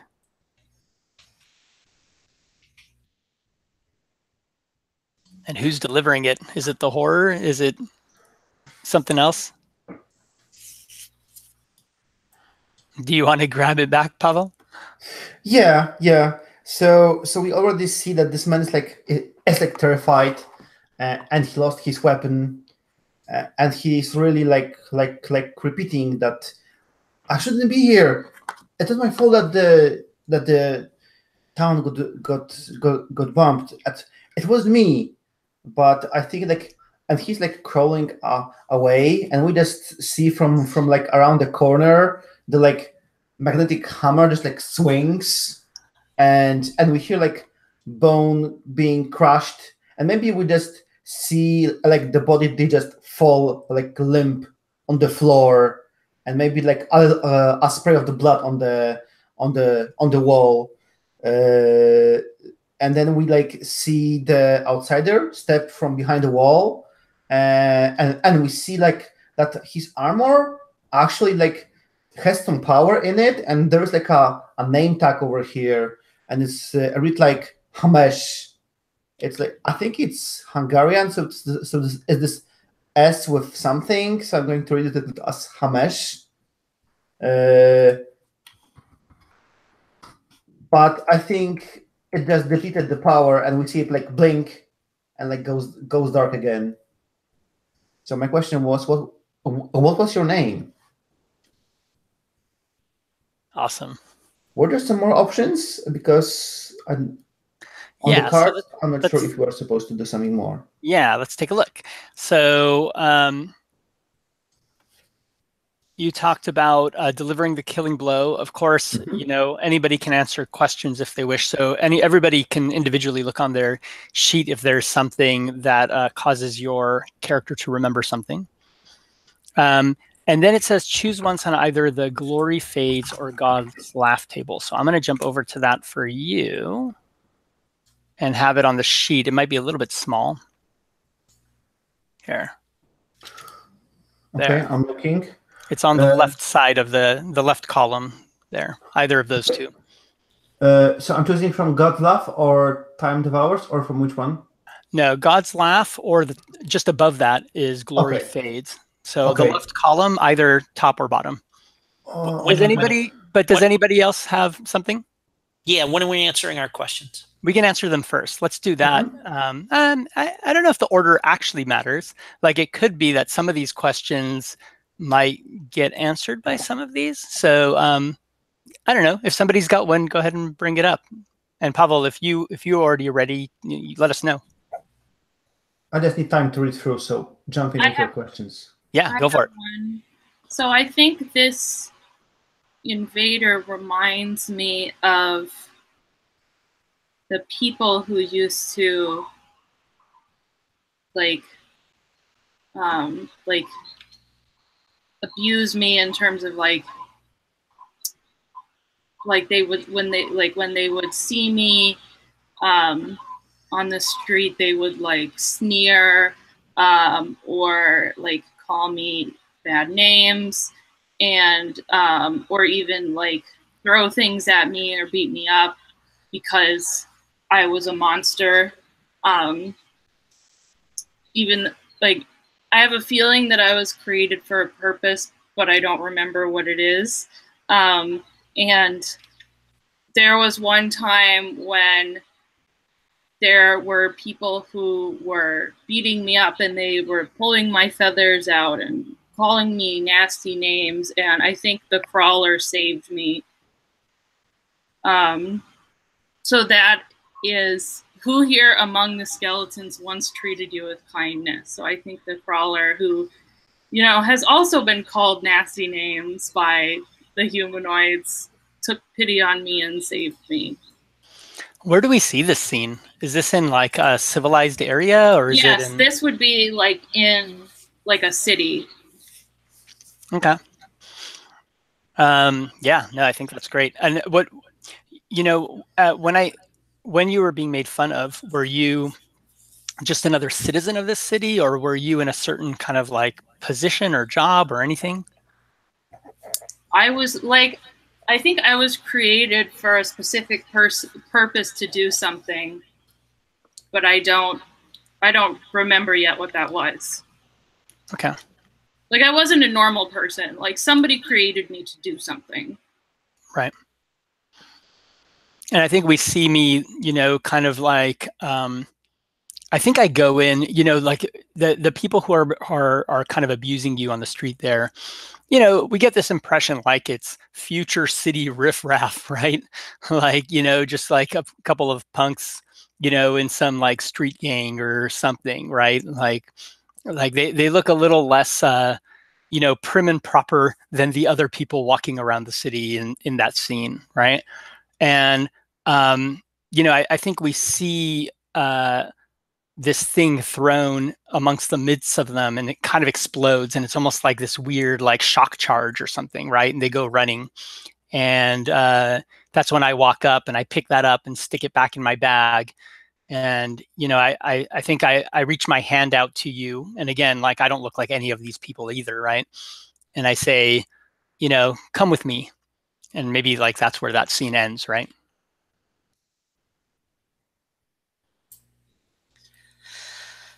And I think that his look of just fear and desperation as he's kind of like sort of almost like scuttling backwards triggers a memory in Tattered Cloak, which is he's looking up at lights.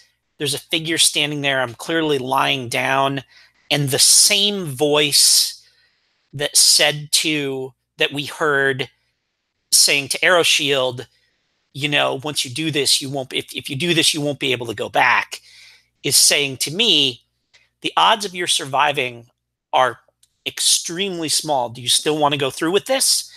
And I say, yes, I do. He nods and like basically like kind of holds a little data pad and says, okay, put your thumbprint here. If this works, you'll be the first and only host of one of these things. and then like, you know, the mask with the anesthesia goes, you know, whatever goes over my mouth, and it fades out. And that is my what by name did you earn in life that describes your greatest accomplishment? Is the host. And are you eager to do this, or are you hesitant? No, I'm like, yeah, let's do this. So yes, I'm very much eager to do it. Nice. Great question too. Cool. Any other character questions? Or Pavel, if you're ready, you can do yours as well.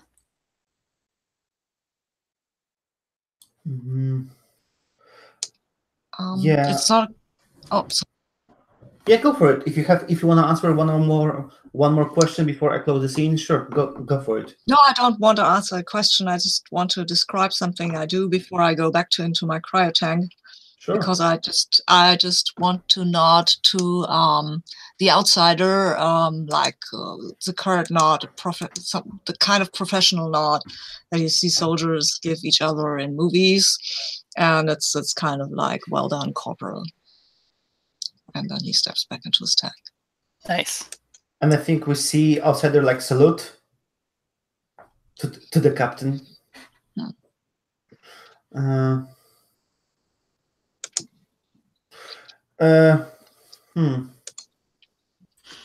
Did you decide on one of those?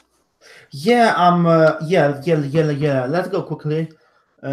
So I think I will pick the one that is most interesting. However, I'm not sure on whom I want to throw it. Yeah. Yeah, read the question. It's not the question. It's like the option to pick. Yeah. The magic compelling one of the skeletons to service, but not its undead energy, is beginning to fade. Jim, can you remind me who you are playing? That Tattered Cloak, yes? Yeah, Tattered Cloak, yep. Yeah, so I'm trying to remember. Yes, maybe so maybe we see that somehow your interaction with like snatching this rifle from the man's hand, maybe the way, like maybe some of the bullets were having also some alchemical ingredients, and they're like splash over you, and for some reason some of the runes, oh no, it was alchemy. So hard to say. So maybe you can describe it. But we see some signs of whatever is compelling you to protect the script beginning to fade. I imagine like maybe some of the alchemical runes. No, alchemy doesn't have runes. Anyway, well, it might be an interesting option. He did rip that weapon in half, right? Oh yeah. And like if there was stuff in it, it could have just like spilled out or something. Yeah. But yeah, what does this look like?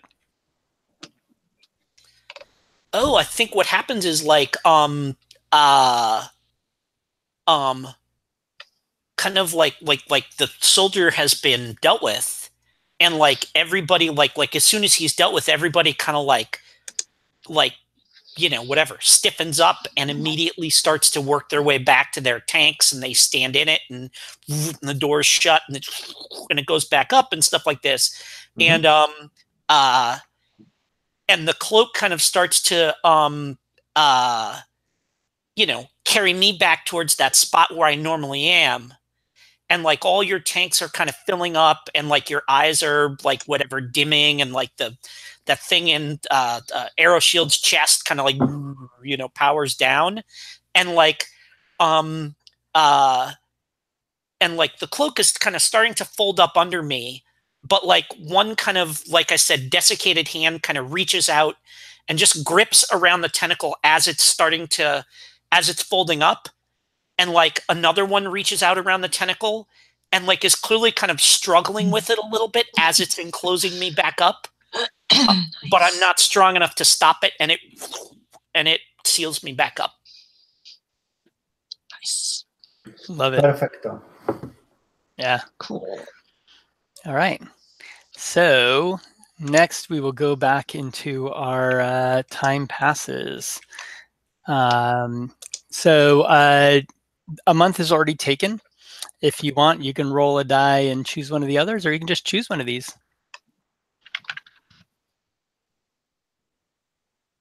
So we are skipping to some another phase, yes? We're going to go back into the time passes phase. This is where we go back to sleep. Yeah, Cryos. I don't have a die at hand. I think a decade passes. Nice. Okay, so in this case, we're going to sit in silence for a full minute. Let me grab a track here. Oh, where did I put these? Oh, here it is. I'm going to play TP1.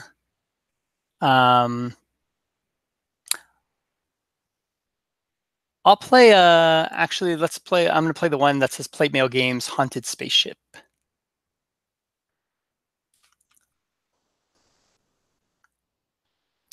And everyone's going to close their eyes and I'll set the alarm.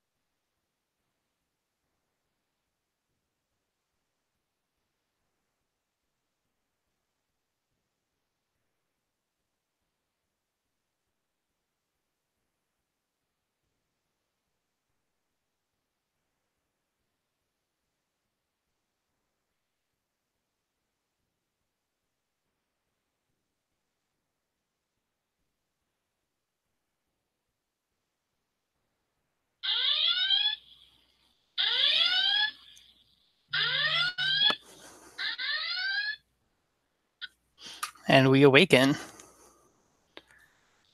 Arise and protect the tomb, skeletal guardians. Does anybody want to take control? We are in the,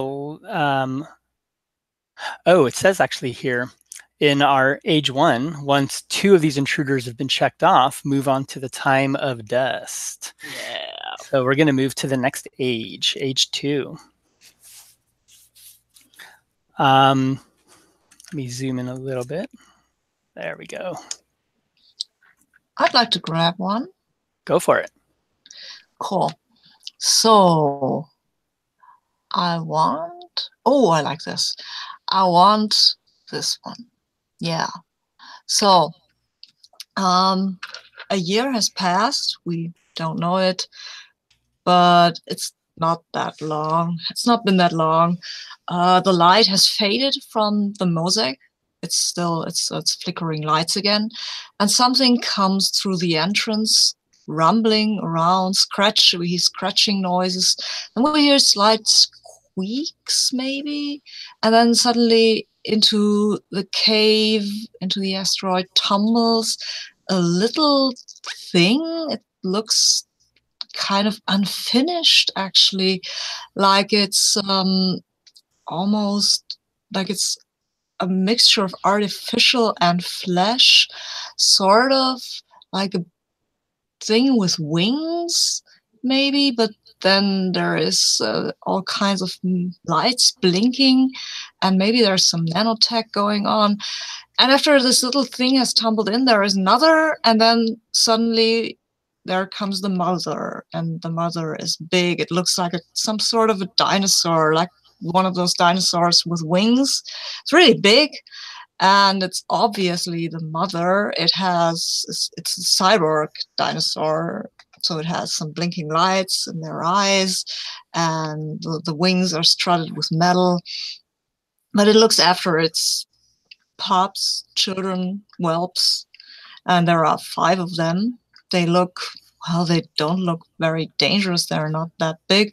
But when one of them snaps at the skeleton of one of those bugs, it just bites them right through.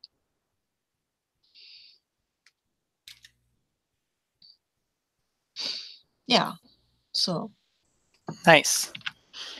And I have to ask these questions. Describe its skin and mouth. Well, the mouth is kind of big, almost reminiscent of the horrors, actually. And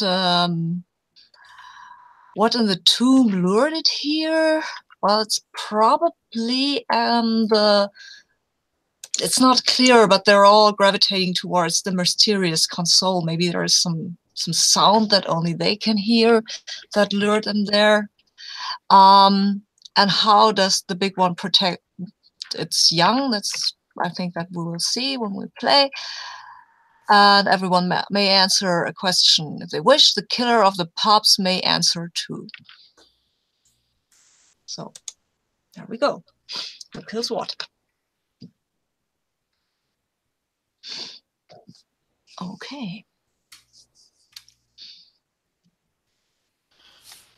I think we see, so, we're seeing the, I think in the last scene, we didn't even notice the crawler so much, right?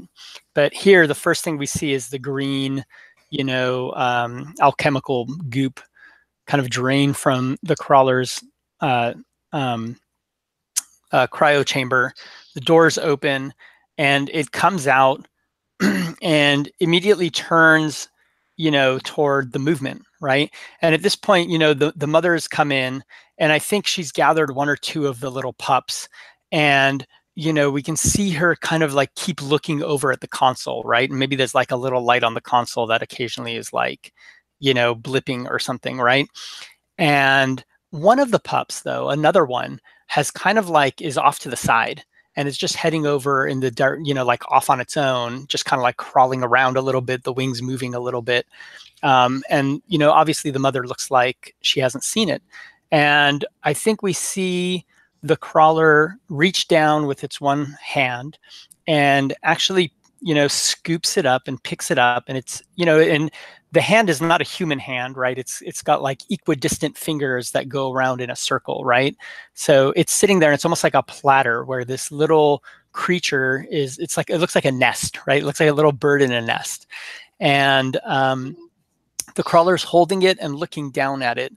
And I think we see kind of like this flashback where, again, suddenly we're seeing the crawler when it was alive, and the skin is now, like that flashback happens while we're looking at the hand, right? So it's all brown gray, and then now suddenly it's green, right, and vibrant, and it's actually looking at a little like a device that is a monitor, almost like a baby monitor, right? It's showing a video image of something, and in that video image is I think we see the horror, right?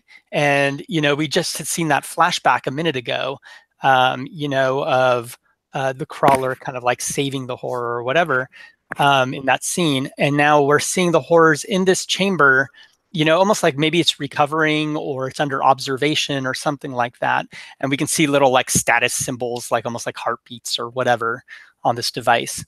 And I'm answering the question, which is, no, I'm not going to answer that one yet. I think what we see is we see that and we look back and we see again, now I've got a name tag, right? And it looks very similar to that other name tag we saw, right? It could be military. Maybe we're seeing the echoes of military here, or not. We're not sure. Maybe it's just the society. But it says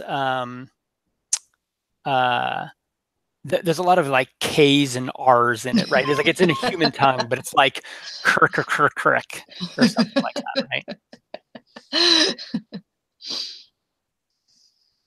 Nice. So I have emerged from my cryo chamber and I see these beasties crawling around, and I think like how one had gone off to the side and the crawler had scooped it up, there's another one that's kind of off a little bit away from the mommy, and kind of closer to me, and I look at it, and I don't know if I recognize it per se, but I kind of sense that it looks like me, and so I think it's mine. I think it's my baby, and I like kind of hop towards it, and I kind of pick it up with these like claw-like hands, and I look at its little face, and I think this also prompts a flashback for me, I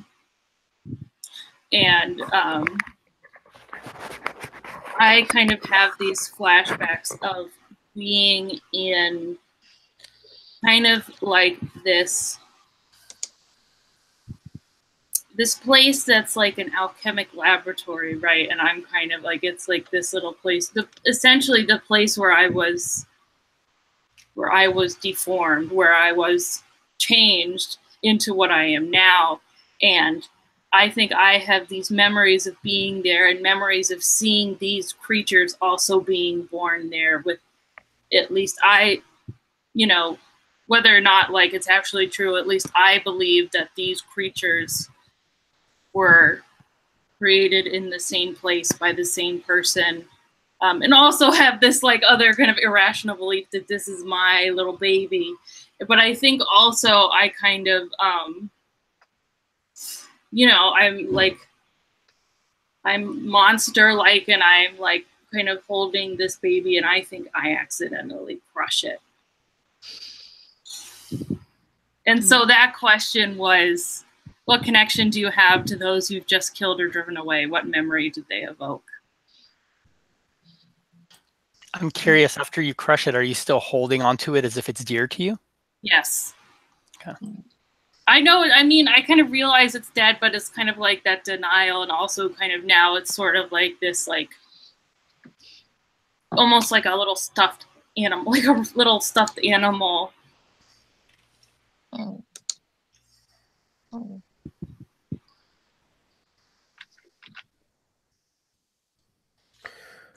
I think that maybe as this thing is probably happening in total silence with the horror, we see like Hamesh running, and he's running through some like side corridor, and he like runs almost around the entire asteroid, and then like arrives in this just next to this mysterious console, and maybe just as the mother beast realizes that one of her pups were destroyed, he like charges this like this like big beast, and we see this like two big entities, because the outsider is like large, and this beast is also larger, but we can see that he knows how to fight it. Like he like jumps around its huge neck, jumps behind it, like draws his hammer like a one hand, and starts to pummel the beast. And we have seen that this, but more of anything, we see the beast trying to like maybe escape, maybe choke him out. It's very clear that he tries to do everything in his power not to allow any of the pups or the big mother to get even close to the mysterious consoles. And he like fights crazily, even allowing him to be beaten or like stroked by the beast. He like tries to push them away, and when they come too close, he like tries to make intimidating pose, but like no sound comes from him because he cannot like really emit this scary sounds. But his posture is like, if he could speak, it would be like shouting and scaring them away from the mysterious consoles. And I think we see him like take the final swing at the big beast, at the big mother. And also the question I want to answer is, what thing are you personally cursed to defend in this place? And this is the mysterious console. So I think we will also see that maybe the cryo tank where outsider was resting, now his like name Hamesh, like, oh my god, appears on the cryo tank just next to the console, so that from now he will be waking up like over here as well.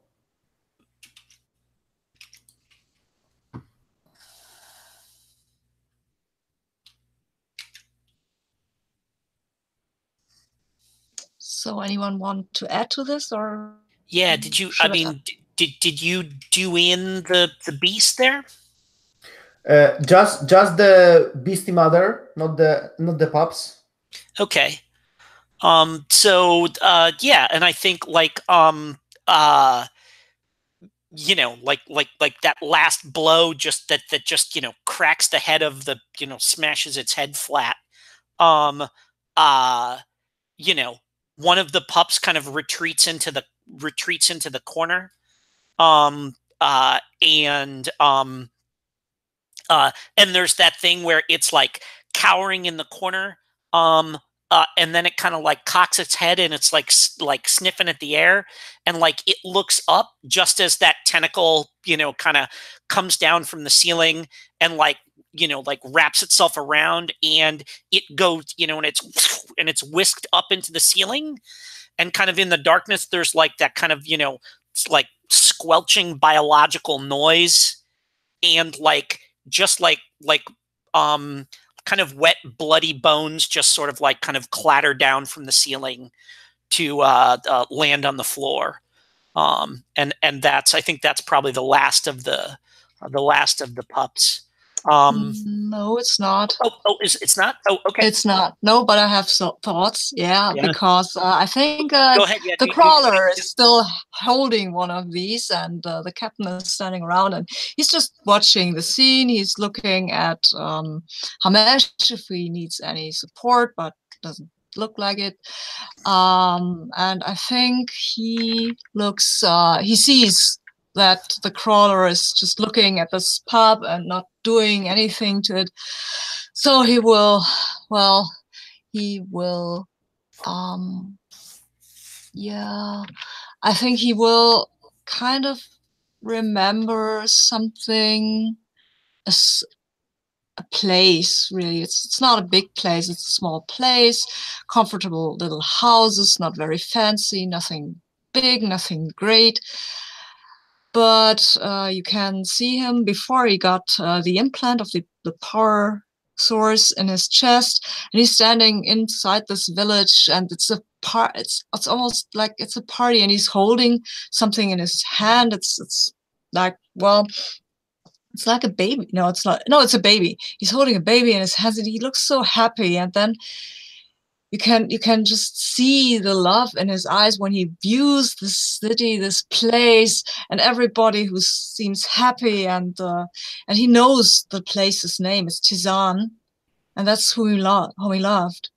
And then he looks up, and he's in this destroyed room, and there is good old Hamesh who's killing this poor mother, and the horror who is just killed this little thing that looks like them, and he sighs and he hates it, and he smashes his battle axe onto the ground, and you can see these green lights. They start flying onto the crawler's hand, and with a rather precise strike, actually, they kill the little pup, and yeah, that makes a little squeal. Yeah, and I think we could see that the crawler, was kind of like absent-mindedly holding that thing the whole time, and then as soon as that happens, its hand just kind of like goes down, and it just kind of goes back into its cryo chamber, right? Like it looks almost unemotional, right? Like, okay, well, that's done. Mm.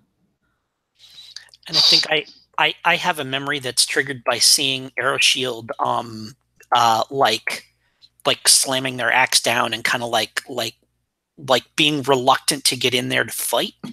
Mm-hmm. And I am back in that whatever that facility is with the kind of like the lights glowing down, and it's that same voice that asked me whether I wanted to do it. And they're saying, you have lived longer than anyone else we have applied this process to. We think that if we can take you off the immunosuppressant drugs, that you might actually, that both of you might survive. And that's never happened before. and then suddenly this like piercing wail kind of cuts through, like there's someone in the next room that is just howling, just screaming in pain and saying, no, like, make it stop, it's terrible, all this kind of stuff and everything. Just this kind of ranting, like keening wail of pain and I don't want to be here. And I kind of like all I can manage is like just sort of raising a quizzical eyebrow. And the person standing over me says, "Ah, yes, well, that's the candidate for the tech implants." And despite our explaining to them that they were a perfect genetic match and that the emperor would see to it that their family, and indeed all of their, and their family's family was, was given a place of prominence in the empire, they still had to be compelled to serve. And I just kind of like roll my eyes and drift back to sleep. And that is, who here among the skeletons richly deserves this fate and why? And that is Arrow Shield, because they did not willingly serve. They did not volunteer. They had to be drafted. I love it. Yeah. So they they deserve to be here because they did not serve when they had the opportunity. Awesome. Okay, that's cool. So now I've got to choose Glory Fates or God's Laugh. Yes. And there it is. I've got the rulebook here on my PC. Yeah, so and I'll put it here for our viewing audience. Yeah, sure. Okay. Oh, I think I'll just roll maybe. Yeah, tell me which one you decide. I decide on, let's see, I decide on God's Laugh because and then I rolled a die and I rolled a 2.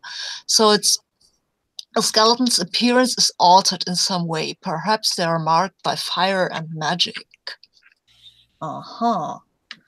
So maybe that's you, Crawler, by being hit by those green things?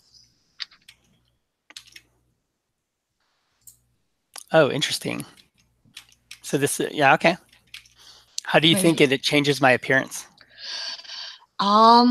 Crawler, you were the bug one, right?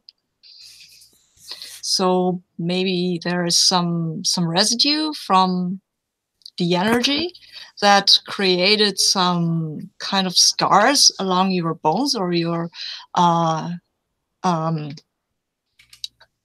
carapace. Maybe that wasn't actually the intention, but you have now those rifts and scratches, and they look almost like they're a tattoo, like a tribal tattoo or something like that. Would that be okay? Yeah, that sounds great. Cool. Yay.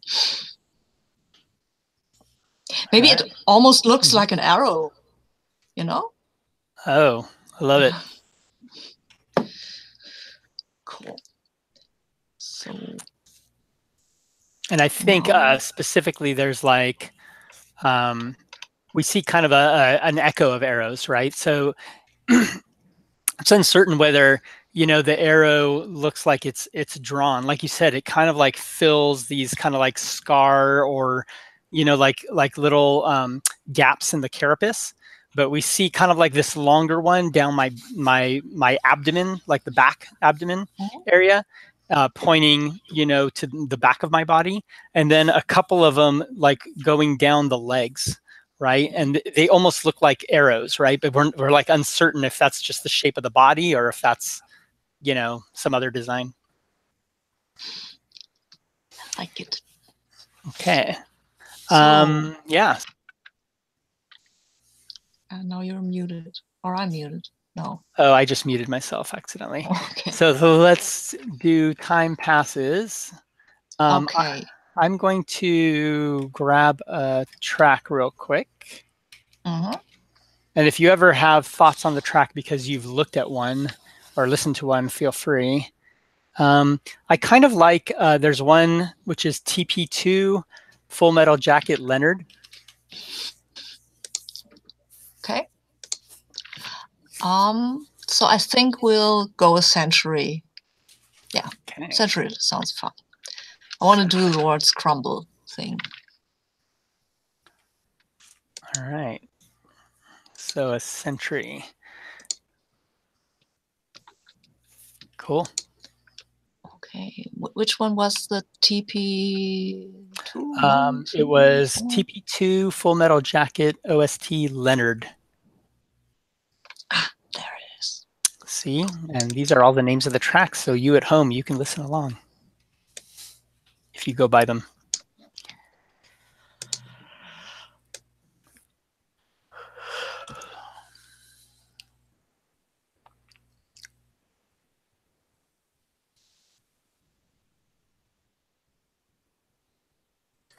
So do we choose first from the World's Crumble? Yeah, I think in this case, it's going to be Sabine. Sabine, are you still there? Yeah. So you're going to choose once on the World's Crumble or Time Devours list, and then we're going to do our thing. Okay, so I roll a die. Ooh, a tomb robber is successful. What object did they steal? Choose from among those already introduced if you are able. Adjust the map. Okay. Well, we don't have a lot of stuff on this thing except for our own tanks, which I have an idea. We do So have treasure. maybe. We do have treasure. We do have the treasure, yeah. So that treasure gets plundered. We don't awaken, they're too good, they're chemically protected maybe. Ooh, I would love to see like what on screen lets us know that they have protection. And is it because like, do we see them apply this thing just before they walk in kind of thing, or what's going on?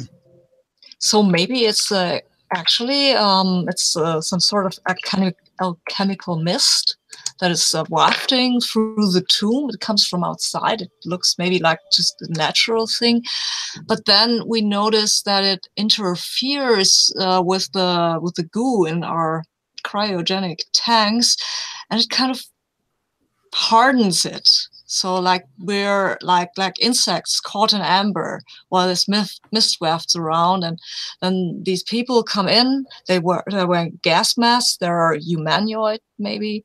They have some kind of moon symbol on their armor or whatever they're wearing. It's maybe not even armor. It's more like cloaks or yeah.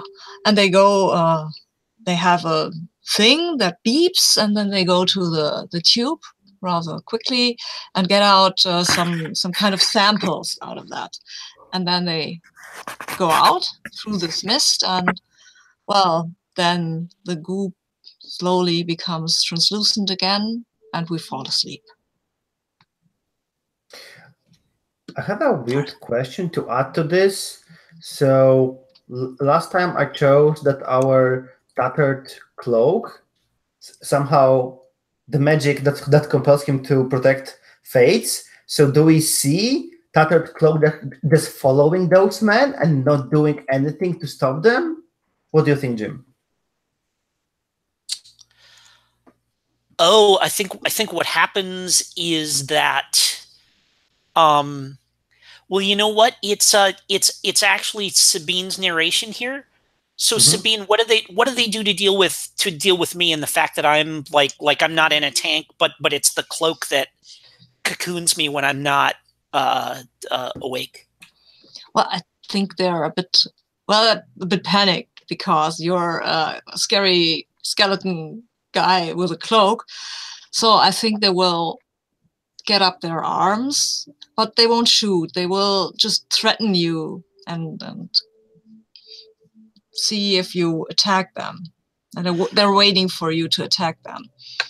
Okay, and so I think so like I like there's the thing where like it drops me to the floor and I see them and they're in there, and I like, kind of my head cocks and I look over my shoulder and I see that the rest of you are asleep. And so, like I think we just kind of like they come in, I just sort of circle them. Oh, you know what?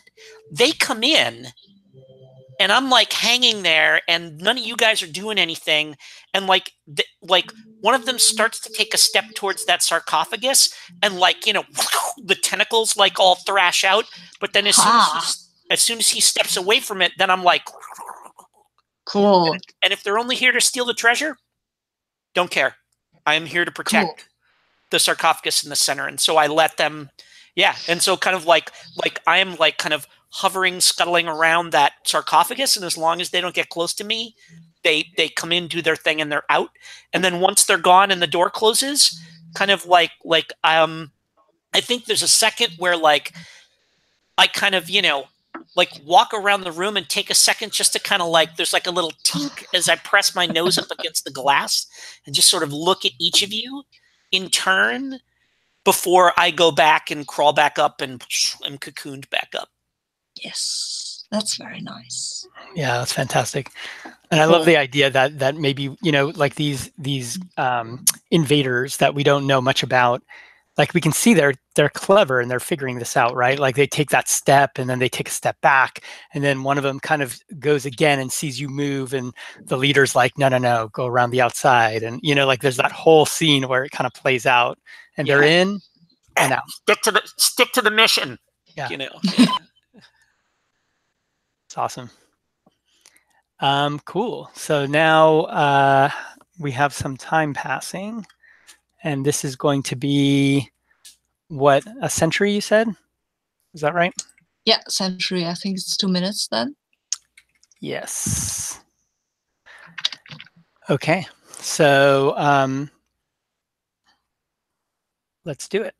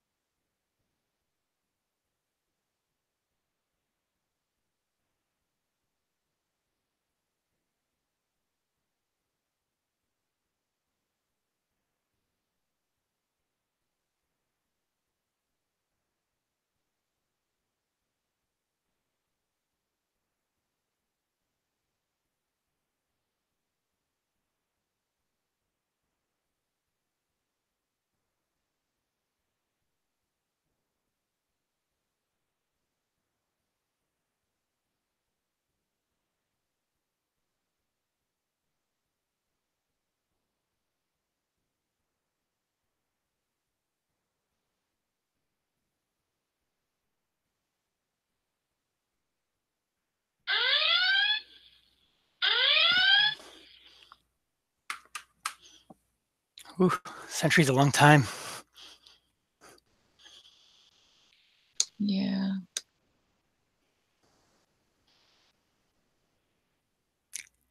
I love just imagining what this place looks like as that time is passing. All right. Now, I think I made a choice, Pavel and Sabine. And Jim, I know that you've played a bit. Noella, do you want to make the next choice there? Sure. Let me put it up on the screen. There we go. So the last one was the bottom, right? A fleshy cave beast and its pups. So a century has passed since we were last awake. The robbers came in at some point during that time. We don't know when. And I think that our asteroid has kind of drifted close to a moon orbiting a big gas giant in some solar system, kind of close enough that kind of less experienced pilots could make it to the asteroid. And it's kind of, in this moon, this asteroid is kind of a falling star in their sky. And so this one time, two people enter into the tomb, kind of nervously padding around. This is kind of like a little adventure for them. They're not really sure what's here. People on the moon have made up all sorts of stories, and these two people are holding hands and just kind of nervously looking around.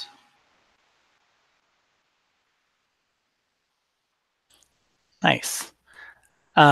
So what's our first sense of the protector's awakening? Like, and that first thing that we see, you know, is it something that these two people notice or don't notice? I think they're drawn towards the mosaic, which alerts. I think all of the protectors start to wake up as they sense something getting closer and closer to the mosaic. Are they, by the way, is it dark in here? Like, are they holding lights? Are they wearing suits with lights? Like, what does that part look like? I think maybe there is a little light coming in through the door from like the starlights outside. So it's like when you have, like, you know, in the cave, the light is coming in through the door. So there's like the big shadowy areas kind of beyond the light coming in.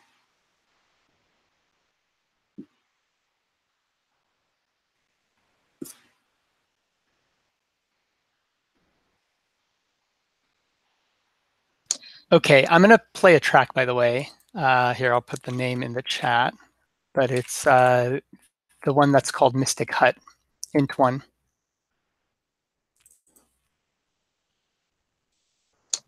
If nobody else wants to start, I will. Do it. So the captain steps up to them, to this young couple, and he kind of remembers in his past something rather, well, it was almost similar, but not quite. He was in a cave with another person, and it was kind of creepy, kind of scary. The enemy was out there somewhere in the darkness, and a scanner was looking, but it wasn't really tracking. And suddenly there were enemies everywhere, and they had to fight. And from his unit, there was him, and there was his corporal, and it almost seemed that the enemy would overwhelm them. But he was standing back to back with his corporal, and they were fighting off these enemies, and somehow they got out. Only these two guys of the unit. And he really remembers how Hametz just killed everything and just went over and beyond everything. And he remembers this feeling, this immense loyalty that he had, this bond with his soldier. And yeah, that's the answer to the question who I feel this immense loyalty to. That's obviously Hamet's. And he remembers that, and he remembers this feeling in the cave, how scared he was at that point in his life, how scared he was that he would die, that his friends would die. And he just steps towards these two young people and hammers his axe down and lets those lights explode a bit and yells at them in the deepest, most scary voice he can have, "Flee this place. Mortals never come back again." Yeah, so I think they kind of run from him, and I think also they start arguing about, like, this is your idea, like, this is your fault, like that kind of thing. Nice. I think we see like we see the crawler kind of from the shadows. I don't think they're like lit. We just see kind of the form of them in the back there. And you know, there's a part like we see those two in the light, and they're starting to argue, right? And I think we're also going to see another flashback again, and we see the crawler standing there in their uniform. It's obviously like some kind of like lab setup, right? Some future lab thing, you know, with beakers and other, you know, devices around. And we see two human or humanoid scientists arguing, right? And they're both wearing their uniforms, and one of them's, you know, like they're just arguing with each other, and it's a male and a female. And then, you know, the female one like throws something on the ground and storms off, right? And you know, the other one is just like shaking his head, and you know, he goes over to his desk, and we see the crawler come over to him.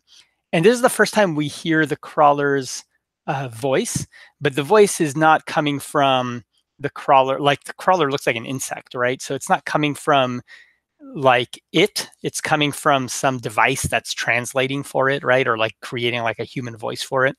And you know, it says, you know, I'm sorry that, you know, I'm sorry that you had that.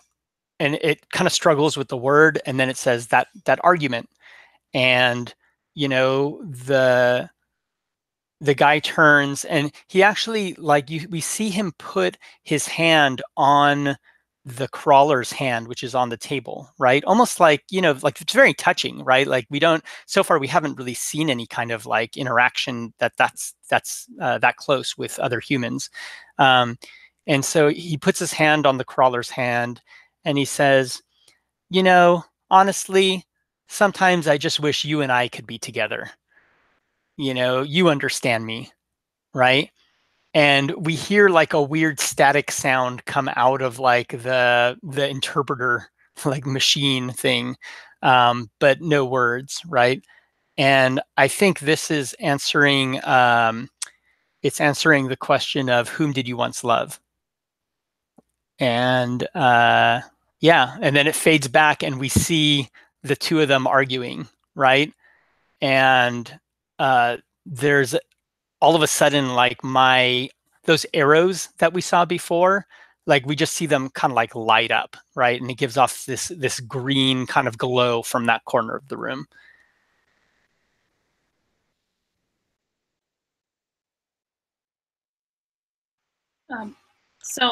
Oh, Jim, do you want to go? No, are they? They're both still alive at this point, right? I think so. Okay, yeah, go. No. So I have also like awakened, and at this moment I'm kind of still lurking in the shadows, and kind of seeing them argue also brings up memory for me. And this is me, the horror with my creator, or the person who changed me, because I was human before I became this. And it's kind of like a man who is an alchemist, a scientist, and me. And I think I'm kind of half way transformed to what I look like now. And we're arguing, and you can tell still at this point that I'm like a pretty young person, probably 17 or 18.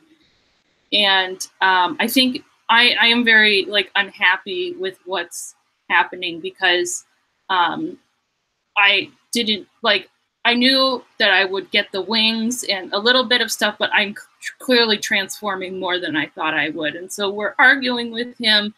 I'm arguing with him and like saying like, oh, like this isn't what I wanted. You took advantage of me. And I think he says, well, you didn't say no. And I say, I didn't know that I could. And so this question pertains to who or what brought you into the world?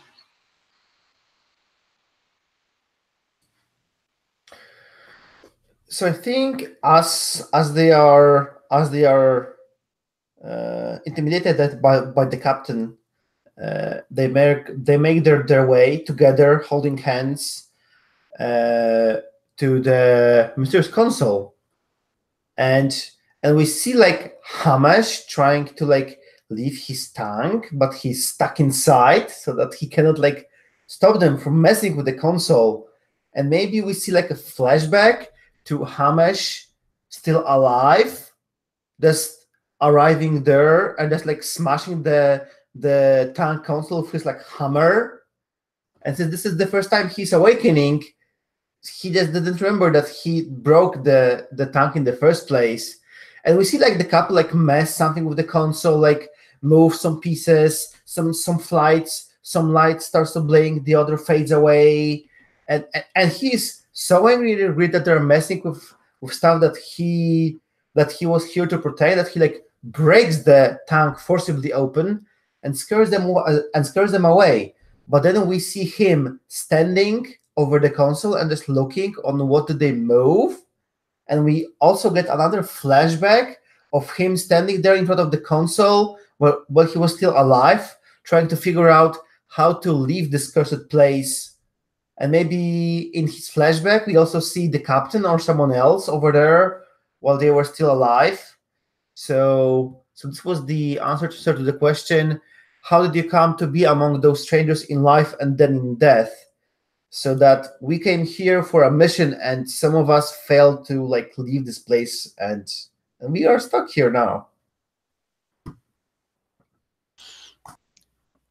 So it sounds to me like that the two lovers started running away, right? You scared them. But did they get away? I'm curious.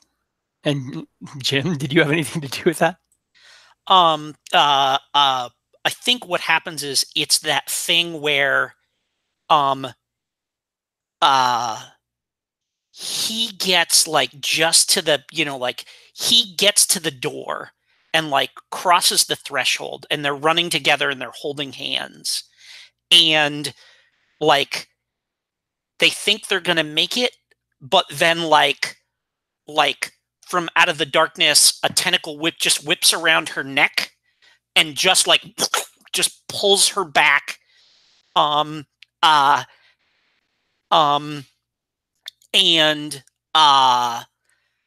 she's just like screaming. And there's like, kind of like those like squelching biological noises are kind of happening in the darkness there. And he stands there for a moment and he sees like the other skeletons kind of advancing towards him and stuff like this, and just turns and runs. And like, I'm like I've got her kind of, up in the ceiling, and I'm kind of like holding her as the tentacles are like, one of them is like down her throat and doing stuff in whatever to the insides or something. But I'm holding her in my like desiccated skeleton hands, like kind of with my head cocked, just like looking at her eyes as they like flutter, and like she's got this like panicky look on her face, but she can't talk. And it is triggering a memory in me as her eyes kind of roll up into her head as she's, you know, as she's dying, and flash back to that same facility. And there is a like broad-shouldered, robust-looking like military buzz haircut young woman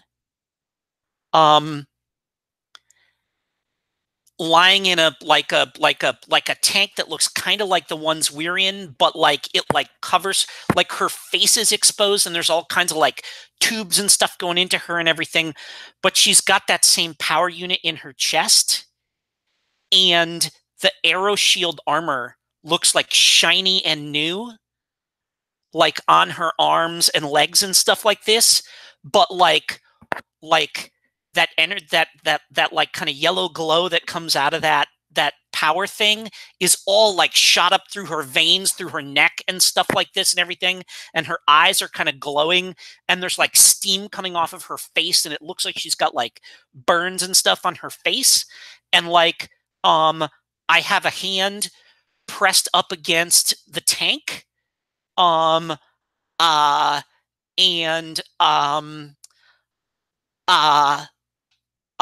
she's like, she starts to thrash, and like, you know, like the liquid that she's in is like this,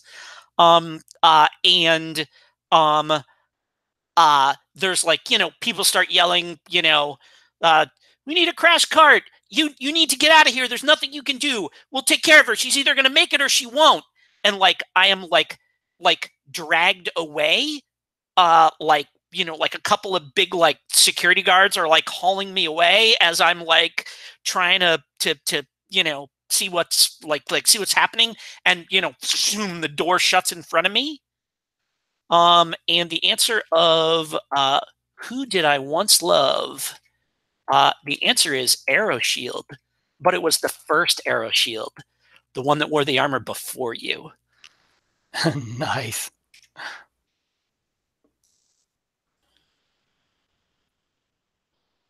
All right.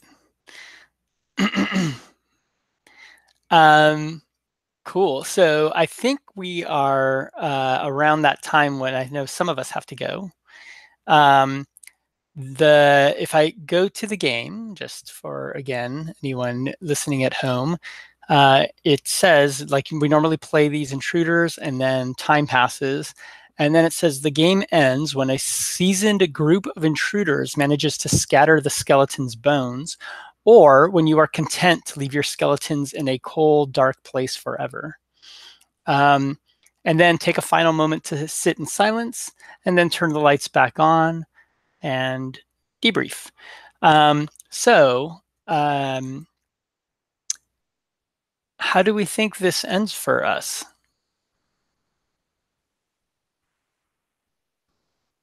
Should we randomize it by seeing whether we die or whether we sit here forever and it just kind of fades to black? I kind of like the idea that our bones get scattered. I'm cool with that.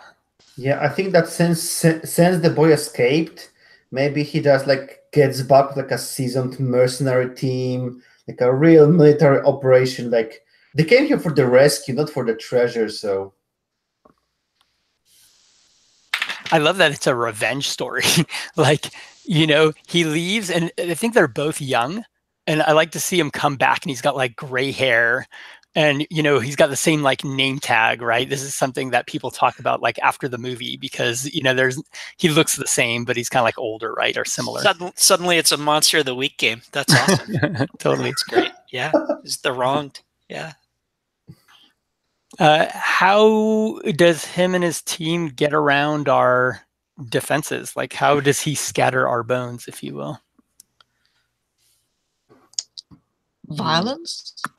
Big guns? Well, let's swords, just swords? like the fun. I've always thought that one of the most fun things is for each of us to take a moment to narrate how we are individually defeated. That's kind of like my favorite part of the game. Yeah, I like that. that sounds good. I'm going to start. I think, we see, we saw that last scene, and then time passes again. And, in this case, it's probably like 20 years or 30 years, right? We see the door opens, and, this person, again, we see that gas, right? But it's a different color. And we see this person walk in, and they've got that same name tag. They're wearing a helmet, but they pull it off, and it looks kind of like the same guy, maybe older. And there's a team behind him, right? It's not just him. And he's wearing some kind of like backpack that's giving off some of that steam, and we see him hit some button, and then like some other gas is let out as well, right? And at this point, we see Crawler coming out of their cryo chamber, and start to lift their arm, where the device is, but like there's that other colored gas, and we see some sparks, and then that device just kind of like, we see it's charging up, and then it just explodes, right? And that arm goes falling down, and then Crawler just starts walking toward them, but one of them lifts, some kind of like, I don't know, some kind of weapon, points it at him, at Crawler, and then just takes a shot, and we just see, most of it just disintegrate, right? And they fall to the ground, what's left of them.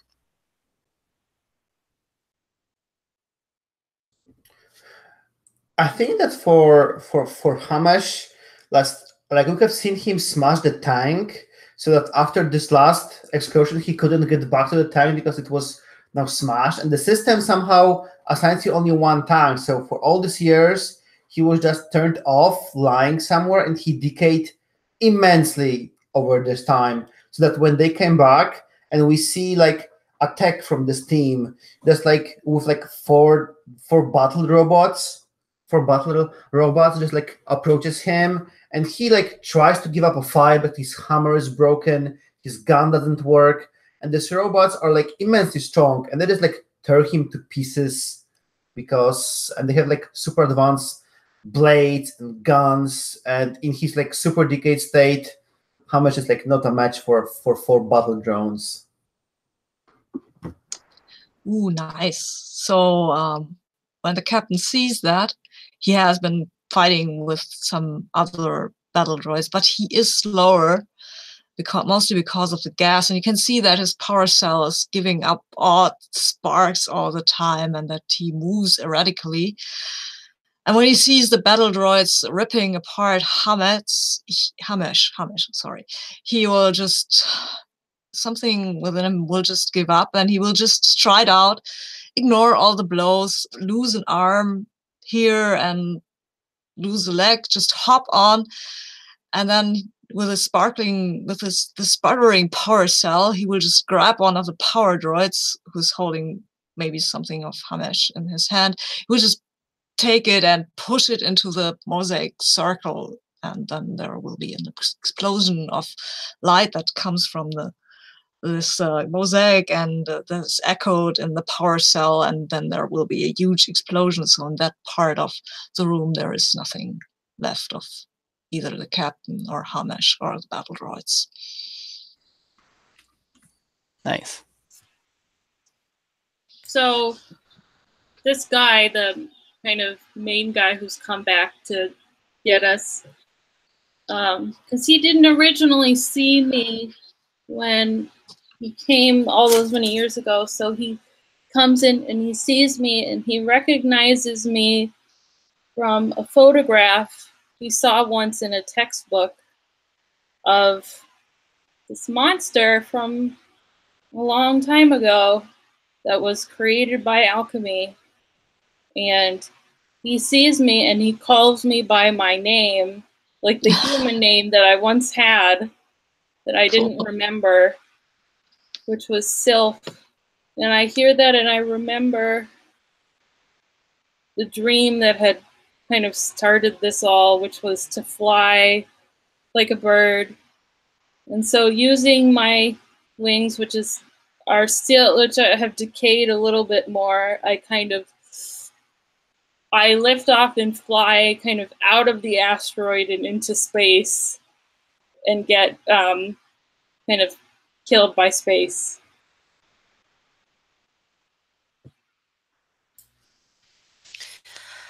And I think that